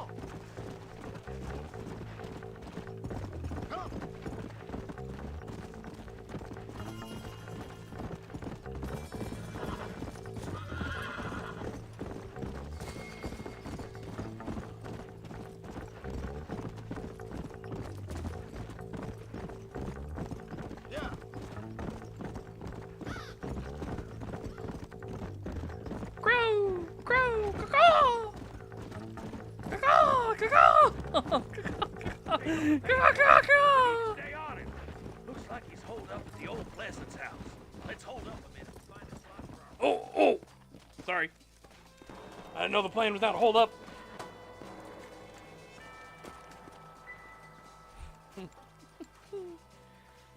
Looks like we got company, boys. Hello, Top Hat Gang. Take cover.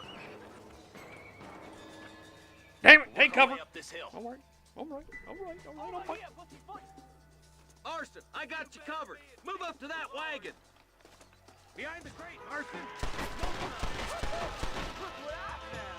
You're outnumbered, Marshal. Woo! How do I?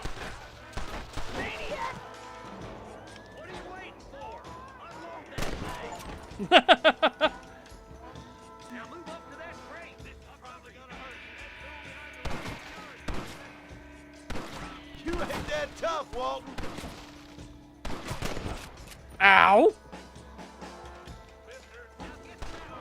Have I? No, because I'll do it anyways. There's another one behind the outhouse, boy. My God.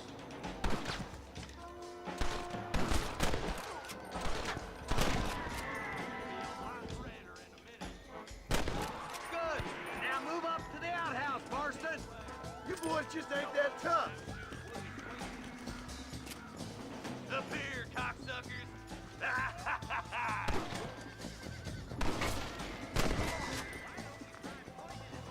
Okay.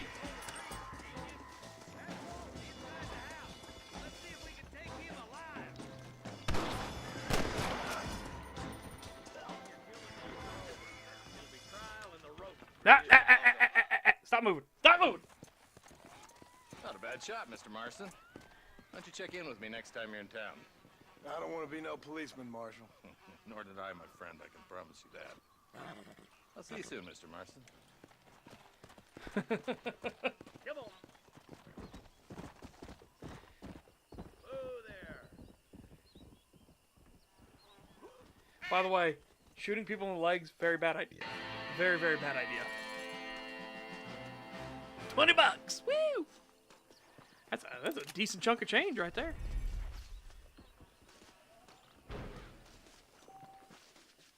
Dishonorable people react positively if you have low honor. Honorable people react negatively to low honor. Yeah. That's fair, that's fair.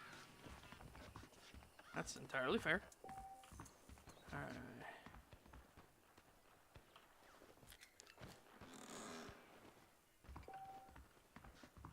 $38! Woohoo! Wow, we rich.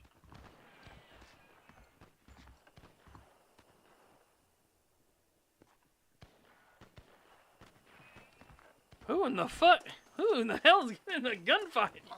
Here.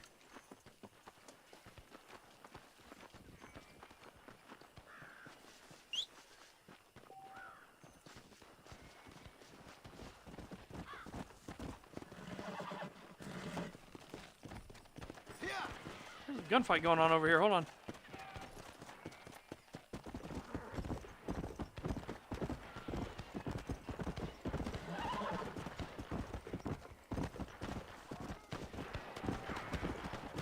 What's happening?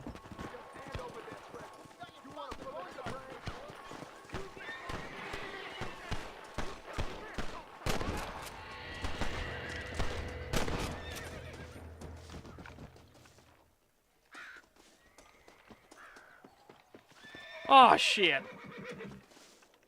Didn't make it.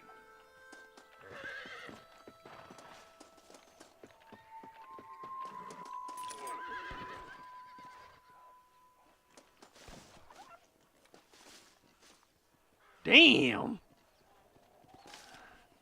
On his face. Holy shit.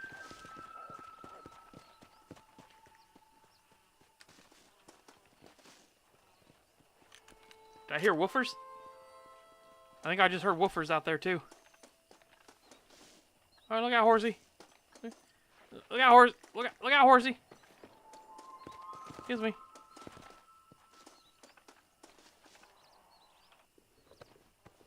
Sorry, buddy.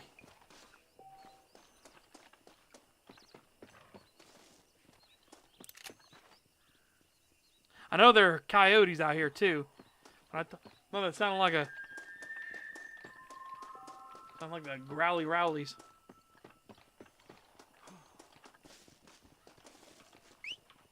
Fortunately, I wish we had saved the treasure hunter. I don't think you can though. I feel like that's a whatchamacallit. I feel like that's a scripted death.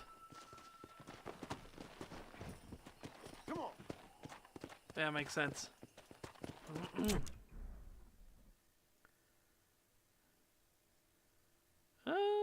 Let's head back into town.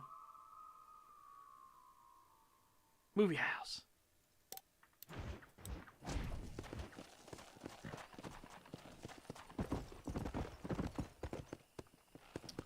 Nice, I will check it in a momento.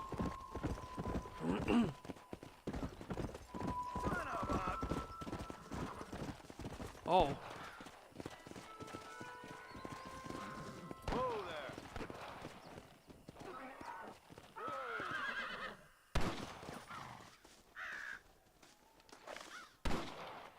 Yep, them woofers. Them are woofers.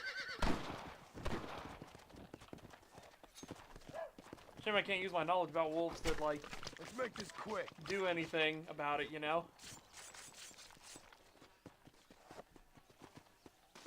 Most games, especially like this, are, they just make them, like, you know, oh, they're wolves, so they're super hostile, super aggressive. You know?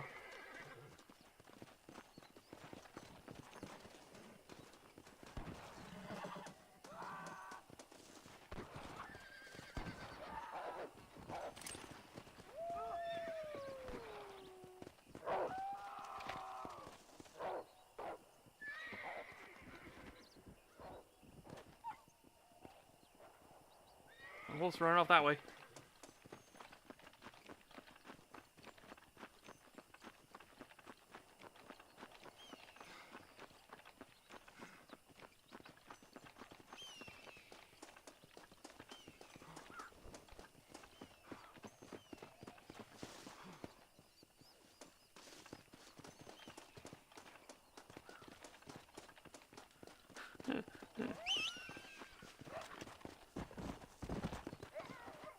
There's the coyotes.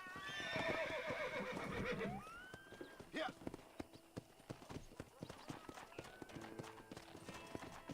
Oh yeah. I do like hunting though in Red Dead Redemption 2.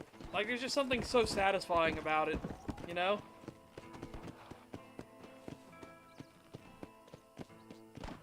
Go.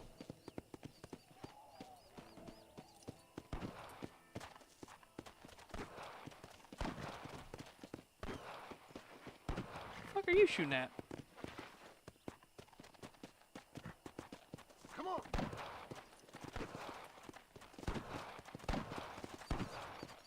Trying to hit some birds? What are you doing? How good are you with irons? I bet you can't beat Ira Shelton in shooting. I'll bet you money. Oh, okay. How can I refuse a challenge like that? For the pop.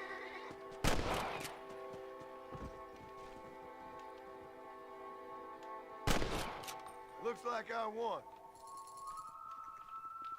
Ain't that something? All right, here's your winnings. Woohoo! Alright, put up my gun.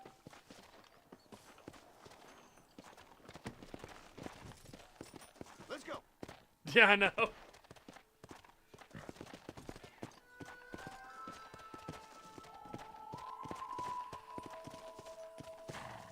Sorry, horsey. I'm avoiding the cactuses. Don't worry.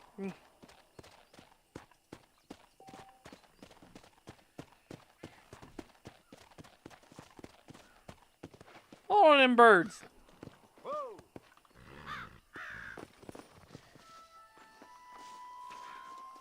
Our population's gonna be pissed at me. Our population's gonna be pissed. Wait, that was a hawk? We killed a fucking hawk?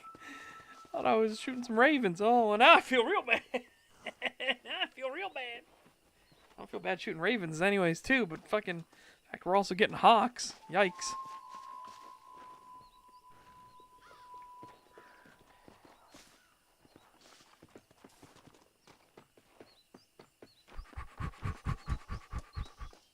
How wasteful. That guy's just walking away. Don't waste kills. 7,000 pigeons eat this man. No!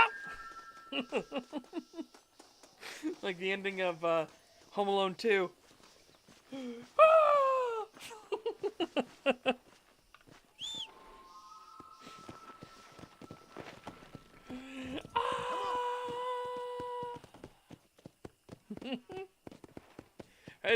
Has anyone here not seen the ending of Home Alone 2? Hold on a second. Hold on. No, I just had that thought of it. Has somebody not seen it? Hold on.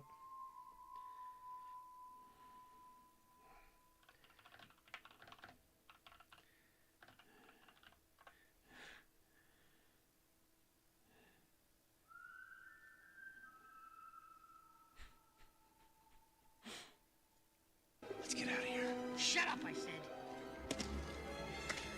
I never made it to 6th grade, kid. It doesn't look like you're gonna either. Let him go! Kevin, run! Shoot her! Shoot her! Shoot her! I'm trying to shoot her!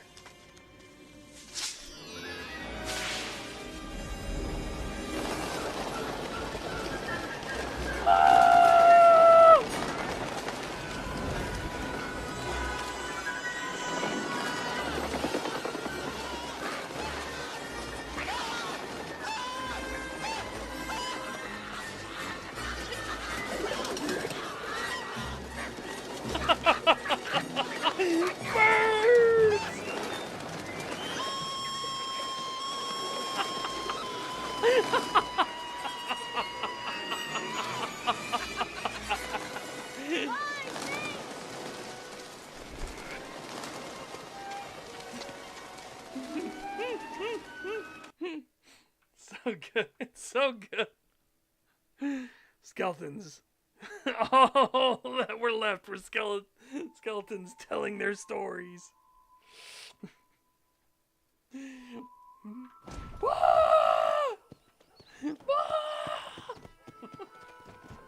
Don't fuck with the pigeon ladies. They'll throw the bird feed on you. Oh, fuck that. No, we're not playing Five Finger Fillet. No, no, no, no, no, no.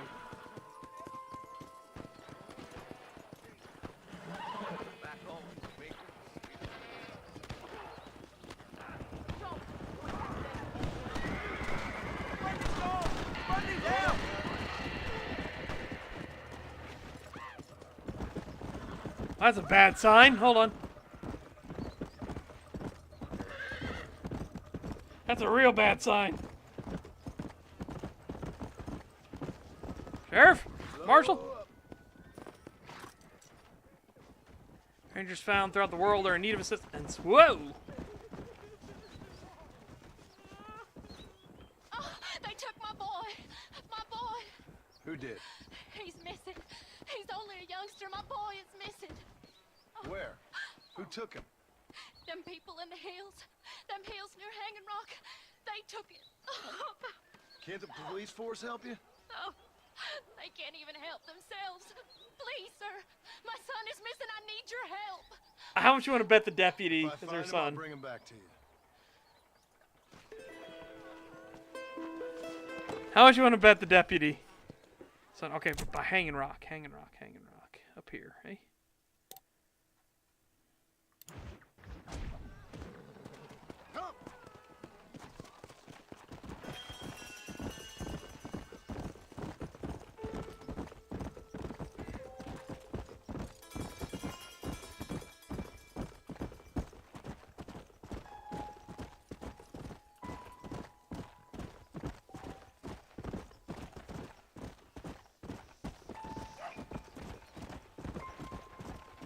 I do want to do a Wild West setting, or at least like a Western style setting in Rosentia. I think that'd be fun. Because, you know, Western werewolves are just fun.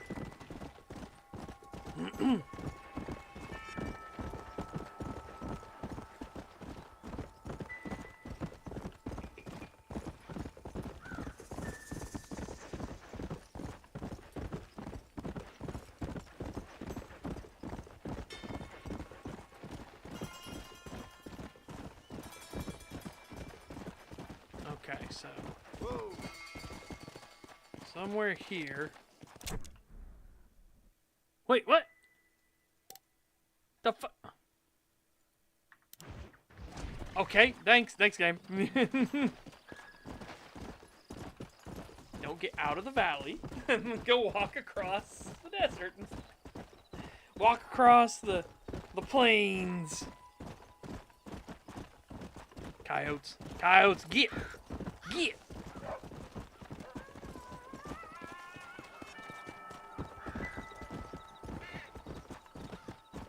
Fucking ravens as well.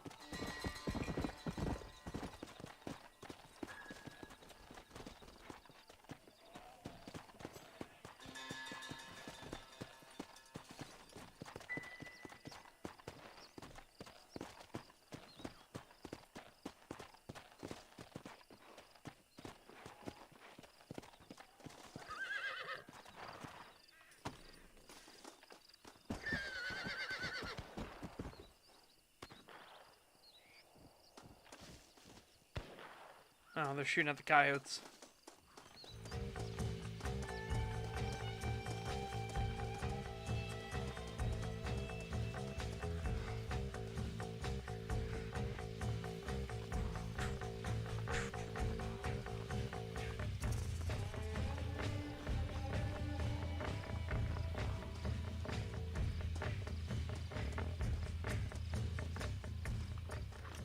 Well, that's not a good sign. That's a very bad sign, in fact.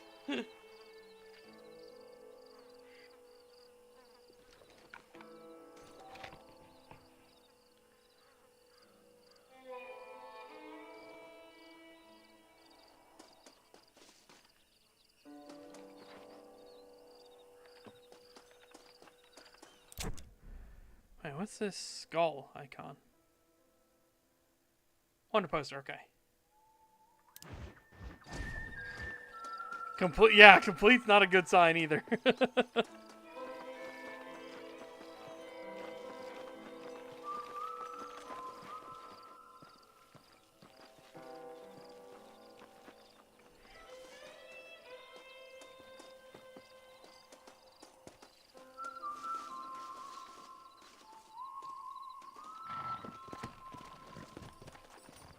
Come on.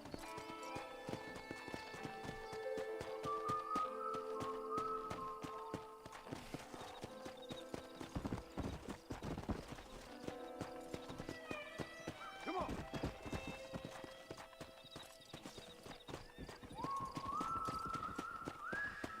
I have Wendigo in my setting to be their spirits, right? Much less the traditional thing of like the supernatural thing is that they're spirits that become more predatory towards people. And again, as the Wolverine will say, there's nothing wrong with them doing that. It's if they become an actual problem, them killing and eating people, that sucks to suck, I guess. Let's go. But if they start becoming an actual threat, a problem, like again this terror spirit we just did for the preview for Den of the Arctic Wolf, like the terror spirit was clearly a problem, right? Yeah. Hey, spirits don't have to be nice. And people get attacked out in the woodlands all the time and go missing. Their own fault.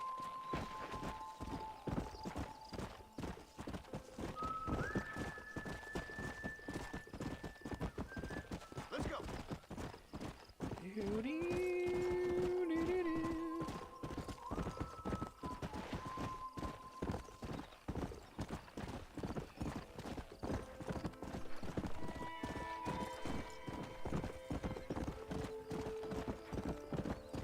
ma'am. Couldn't find your boy. Unfortunately, found some things that were not quite, how one would say, pleasing signs. Yeah. Hey, you, the chicken-headed guy, come over here. Easy. What you want, sir? What you want? You a tough guy, mister? I hope so. We gonna have a showdown. Don't worry, I'll close your eyes before any ladies see you. Why? I spent my life proving fools like you wrong.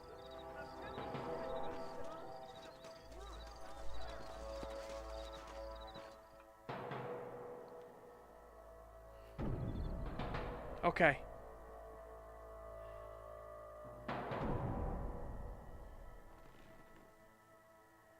No, I need the tutorial. I don't know how your particular thing's gonna go, right?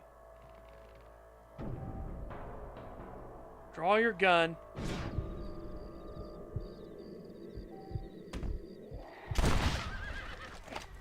There we go. Damn it, what? Hell. You left your gun behind. Look. I'll take that then.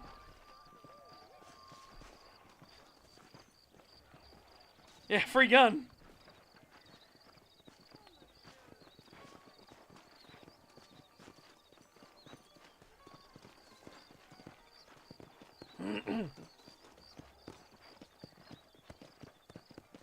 Gotta let the traffic go first. Ooh, piece of crime. Ooh. Ooh, piece of crime. Oh, here we go. Here's the wanted poster. What we got?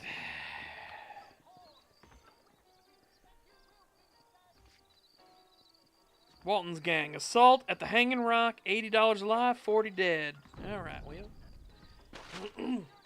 We'll get us a bounty, shall we?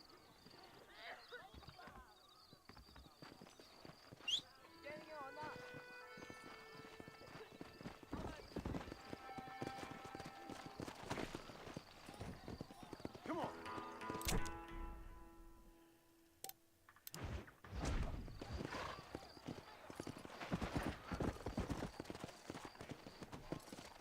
I'm going to do a little bit of speeding here, but hold on.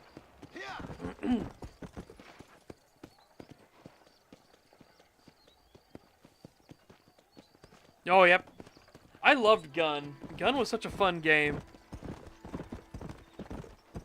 And for anyone that doesn't know, yes, the way Dimitri put it in chat is correct. It was all capitalized. G-U-N, Gun. All about being in the West. However, there was one mission you had to fight off the engines. They were trying to set the dynamite to the trains. And you're like, no, we gotta stop them from setting the dynamite on the trains.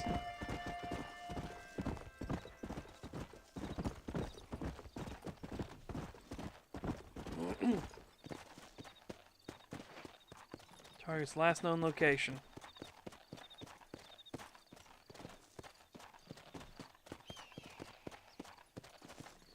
I'd have to hate to do it, but we're probably gonna have to, if he sprints off, blap the horse. Come on. Yep. I ain't killing the bounty target.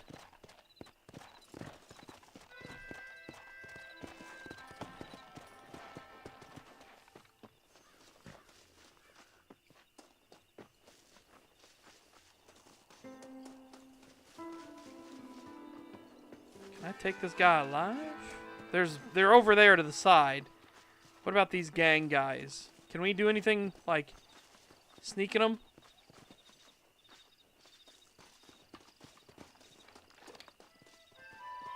I'm taking you in.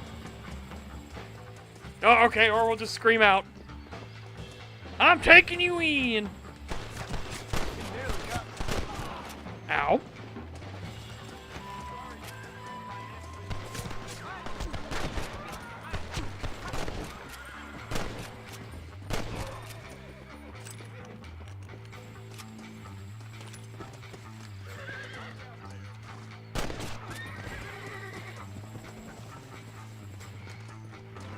You're kidding me. No. Not how that's happening.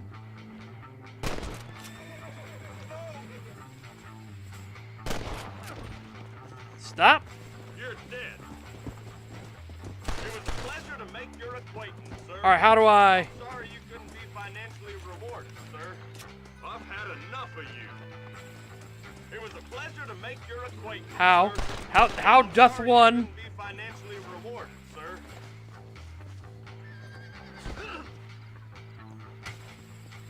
How doth one?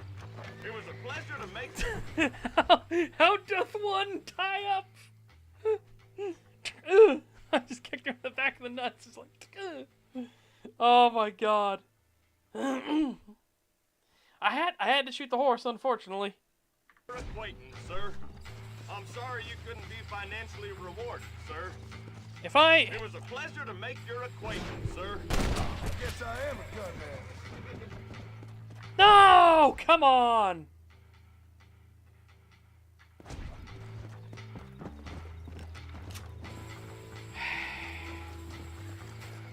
And loot the body.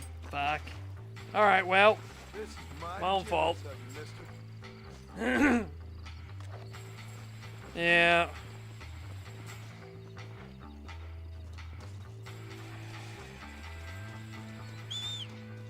Come here, Hoss. Let's go. Ah, fucked up. I guess I gotta go buy a lasso. Come on. So that's tragic. I'll go buy a lasso. I'm assuming we have to buy one, maybe. First. Go. Look at that beautiful crescent moon. Yeah, I did. Oh. Damn. I'm gonna go that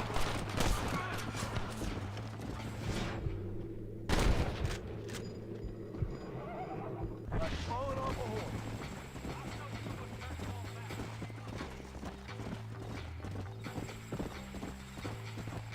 Do you think I get it in a mission? Oh, man.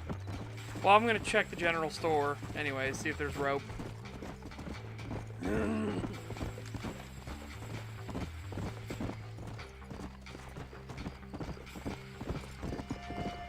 on.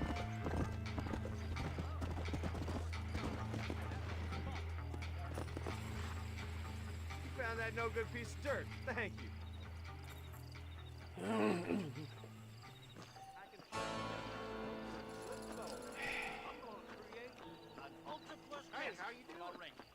That's the doctor's office. I'm coming over here to the general store.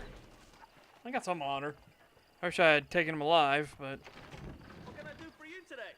If Alinda ever dared show his face in this... Howdy, mister. My products are of the finest quality, sir. Horse peels. Stay away from Bill Williamson's gang.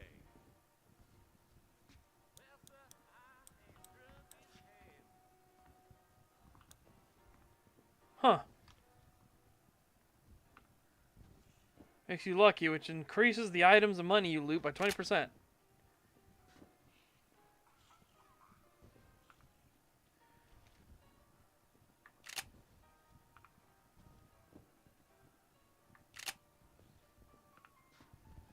Give your horse more stamina.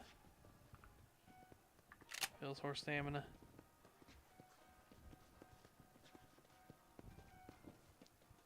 Appreciate it.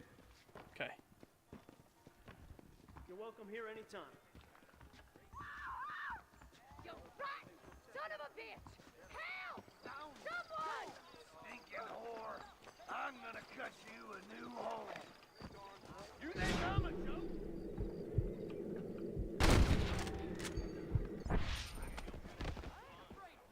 I will not accept this from anyone. I suppose not all men are bad. I won't forget what you did here. I just tried to take the knife out of his hand. Apparently, I fucking got him. Oh my.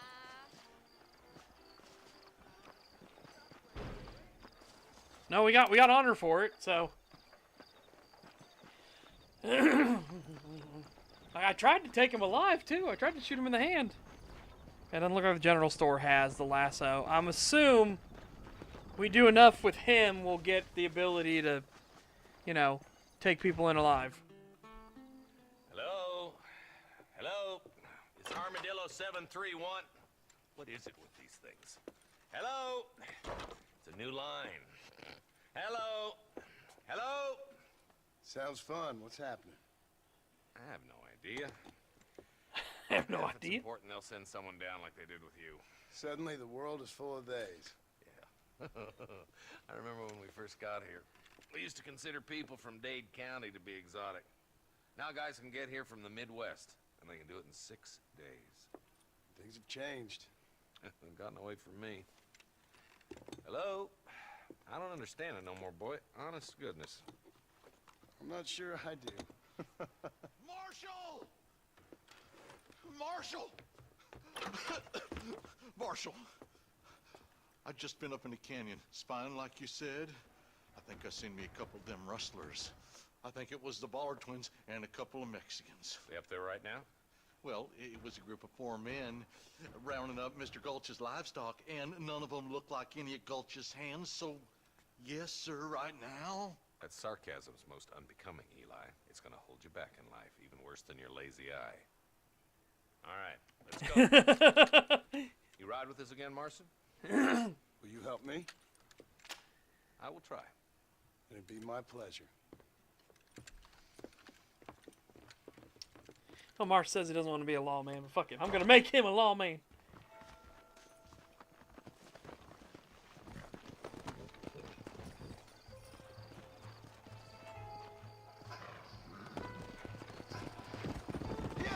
How long you been working for the government, Marston? I don't work for the government. Well, I got a telegram from some federal clowns in Blackwater that says otherwise. Are you some kind of vigilante? You don't look like no government, boy. I guess it's complicated. I came because it was made impossible for me not to. You sure are a tight-lipped son of a bitch, mister. I guess I am. I ain't gonna dig this hole no deeper. Ain't you all proud and superior? Don't forget you need us more than we need you. Bill Williamson folded you up like an empty purse the last time, if I remember correctly. Simmer down, Jonah. Listen to your boss, Jonah.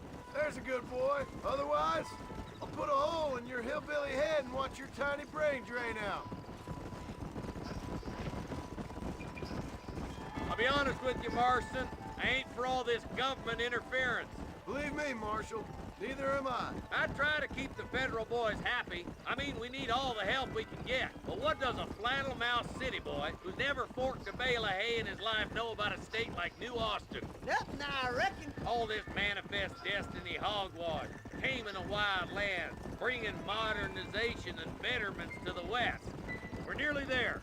Keep your eyes out for the bollards. Ooh. All right, leave the horses here and follow me. Head for the fort.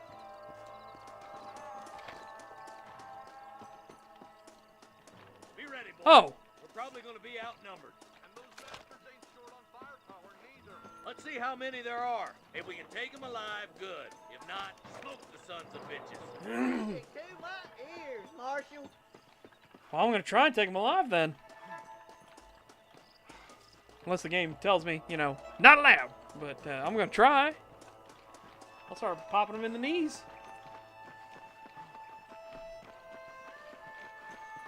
Look out! Rush the guard!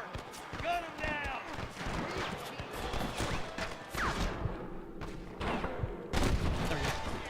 Drop, jump.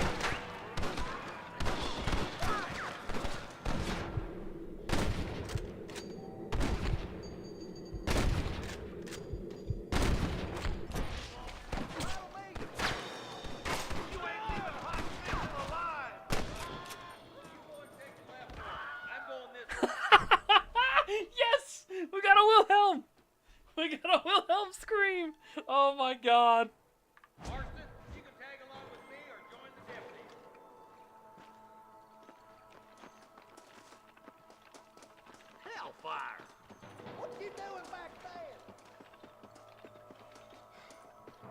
Me and you again, Marston. Let's hope this goes as well as last time. We're doing an even split. God.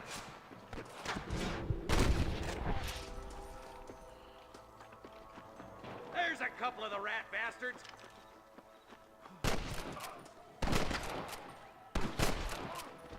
Get down, stay down. Get the fuck down, stay down.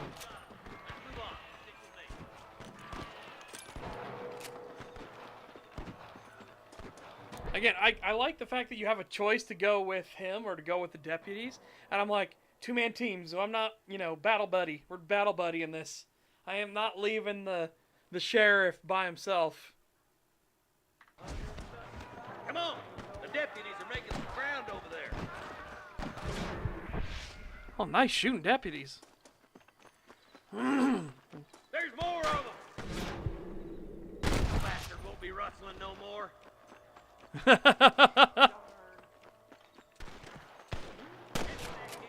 Right in the nuts. Oh my God, right in the nuts.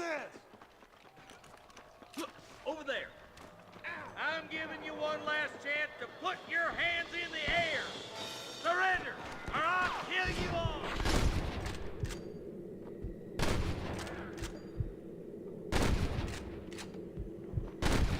Good shooting, boy. All right, search the camp, Marston. I'll wait for you a short ways up this ridge.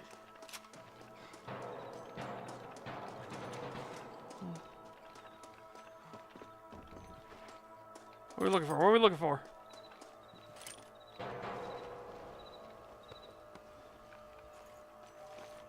Can I borrow this, friend?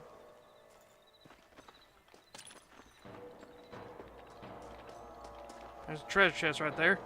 Checking everybody's stuff. $5? $5.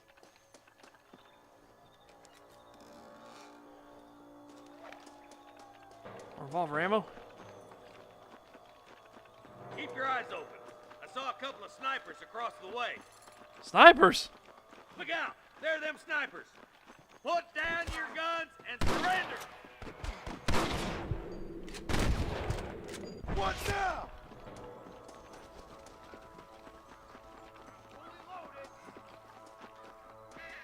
There he is. Ow! When you say there he is, where do you mean? Nice and steady now. Don't leave.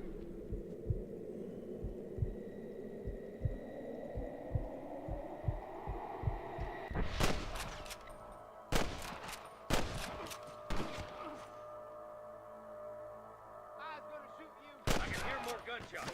Quick, let's go help my deputy. It took so long for him to get his gun up. I was clicking the whole time, like click, click, click, click, click, click, click, click. Woo! Ah! Hi! Too close. No, I tried to crouch. It didn't work.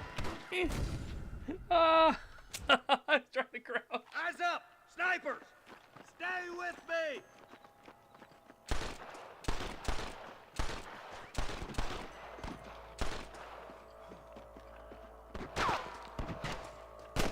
Let's clear out tight basin once and for all! Nice shot! I hope you got money for a funeral. Stay close! I see him. Why don't you point that at one of the fellas who's shooting at us? Let's push on. I was trying, sir. You jumped in the way. Damn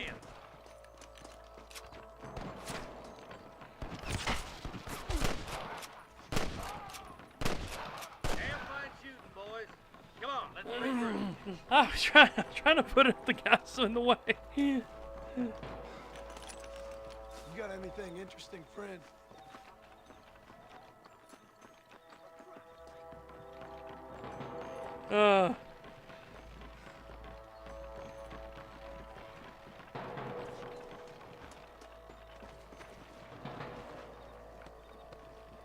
This looks as good a spot as any. Gather around and listen up. All right, stealthy as you can, boys. Let's get as close to those bastards as we can. Stealthy? As if they haven't heard all the gunfire yet.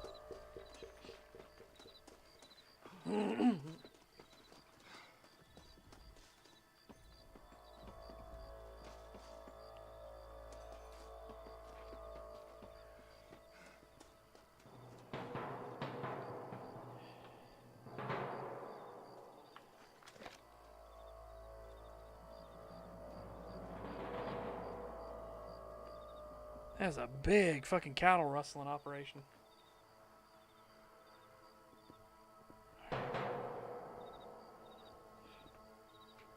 Must have been the wind.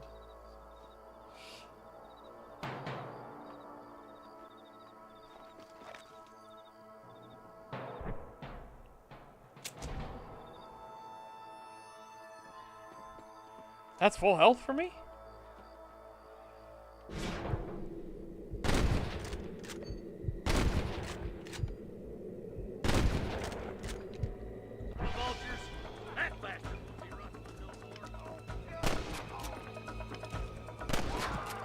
I've given you enough chances to walk away. Well, it sure is pleasant.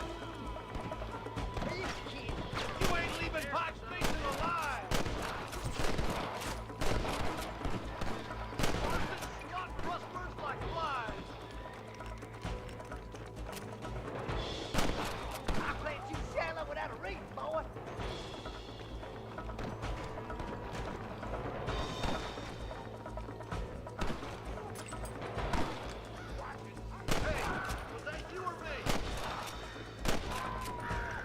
Ain't no need to die, friend.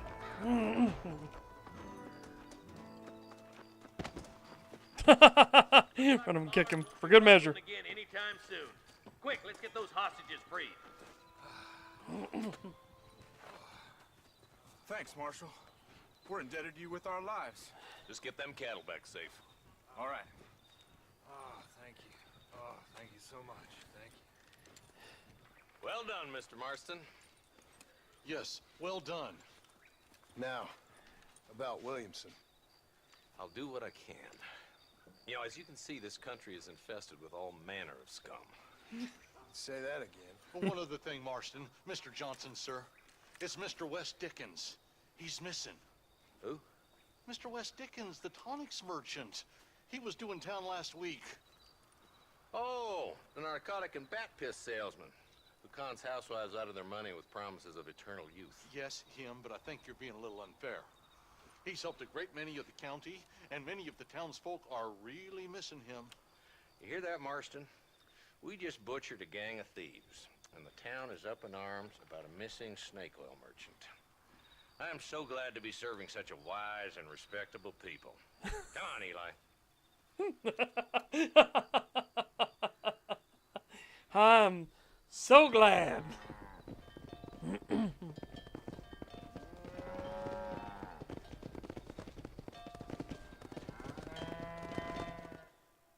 I'm so glad. Holy shit, there's TNT crates here?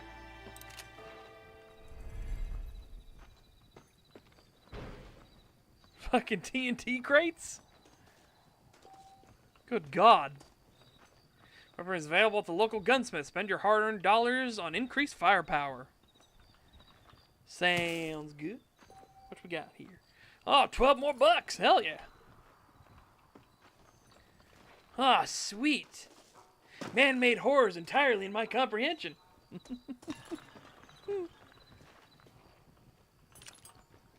you got on you, buddy? Repeater ammo. And some cash. Nice. What you got on you?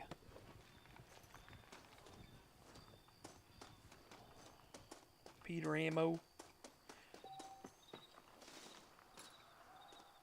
Anything hiding in the shitter house? I'm just digging the shitter shit. That's outhouse. Yes, outhouse. I'm just digging the outhouse.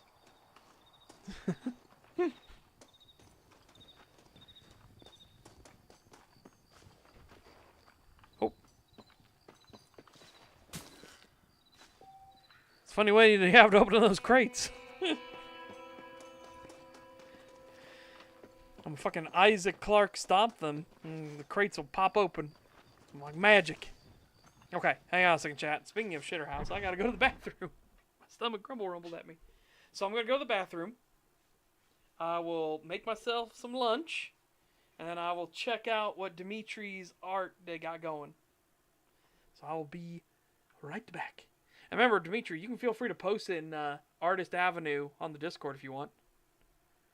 feel free. Yeah, I'll be RB. Almost earned that 1-year wage Winchester.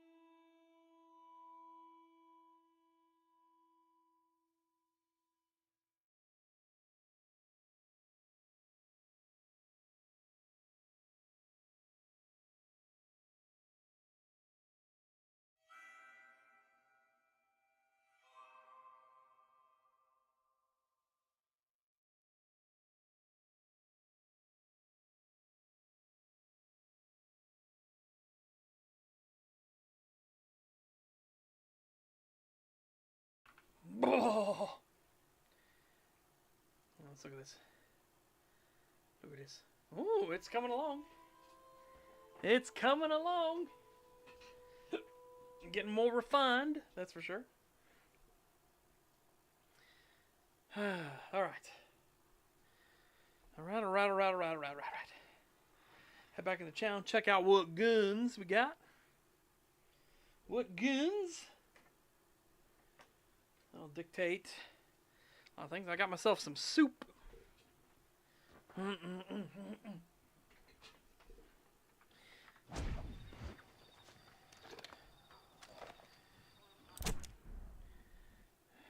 Yep, I got soup.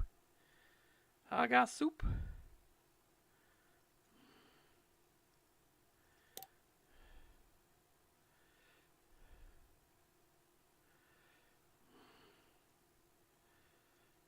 We're close to Farland's Ranch.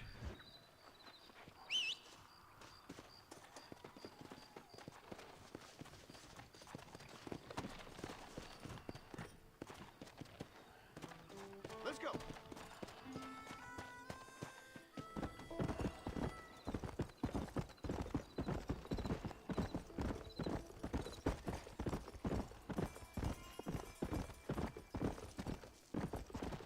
Come on.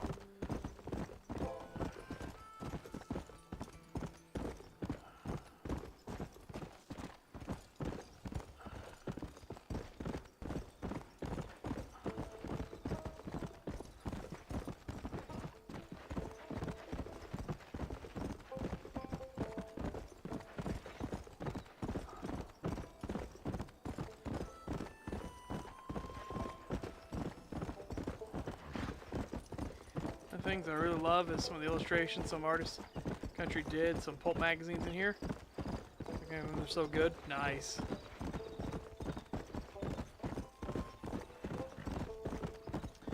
By the way, chat, remember for Saturday Showtime, we're going to be watching a movie I've never seen before. Another werewolf movie called I Am Lisa. Yeah. Apparently it's a revenge movie. So, you know, vengeance porn. And the tagline is, it took a town to break her. It took a full moon to get revenge. Like, okay, alright, well, I'm interested. We'll see how this goes. I'm not holding out a lot of high hopes here, but, wait a minute, we were a crescent moon, and look at this. This is what... If that ain't full, that's fucking...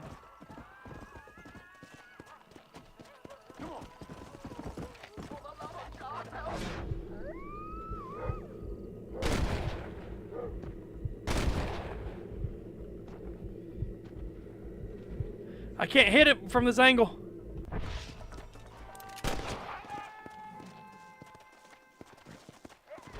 You okay? Saved my life, mister. Here, please take this. It's an honor to help, sir.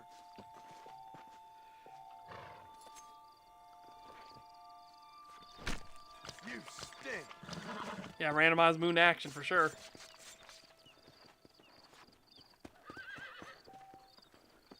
Fucking coyotes. Get out of here, coyotes. Oh, Lord. This is nasty. If the next one ends up being a fucking Western movie, I will laugh. Because it doesn't look like it's a Western movie. But if it ends up being one, that'd be funny.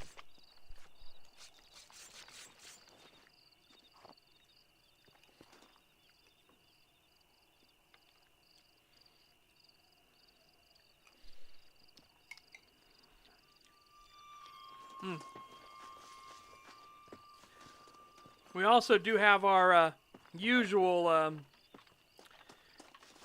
December tradition, Christmas tradition, where we'll be watching Joy of Noel, obviously, for Christmas.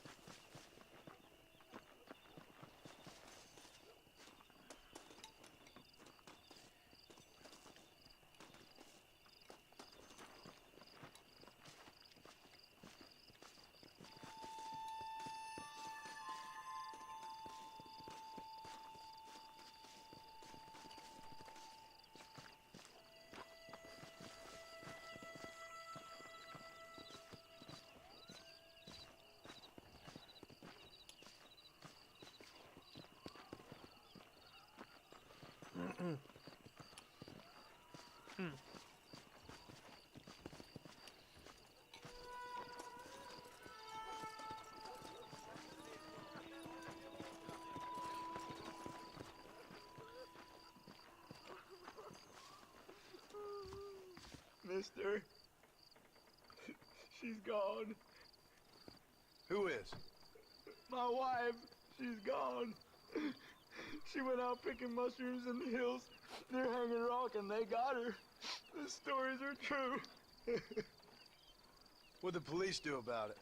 Oh, about as much as you'd expect. Made me fill out a form. Beryl ain't strong, but she's a good girl. I'll see what I can do.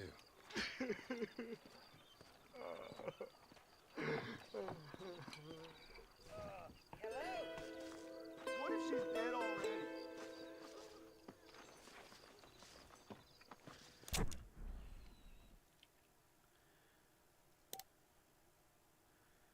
Okay. On the Hanging Rock.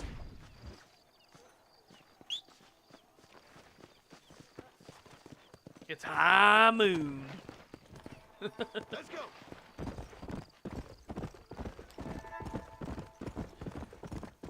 Yeah, if that was not a full moon, that was a gibbous for sure. Like, it looked like a full moon. High moon. That would be a really good werewolf western movie.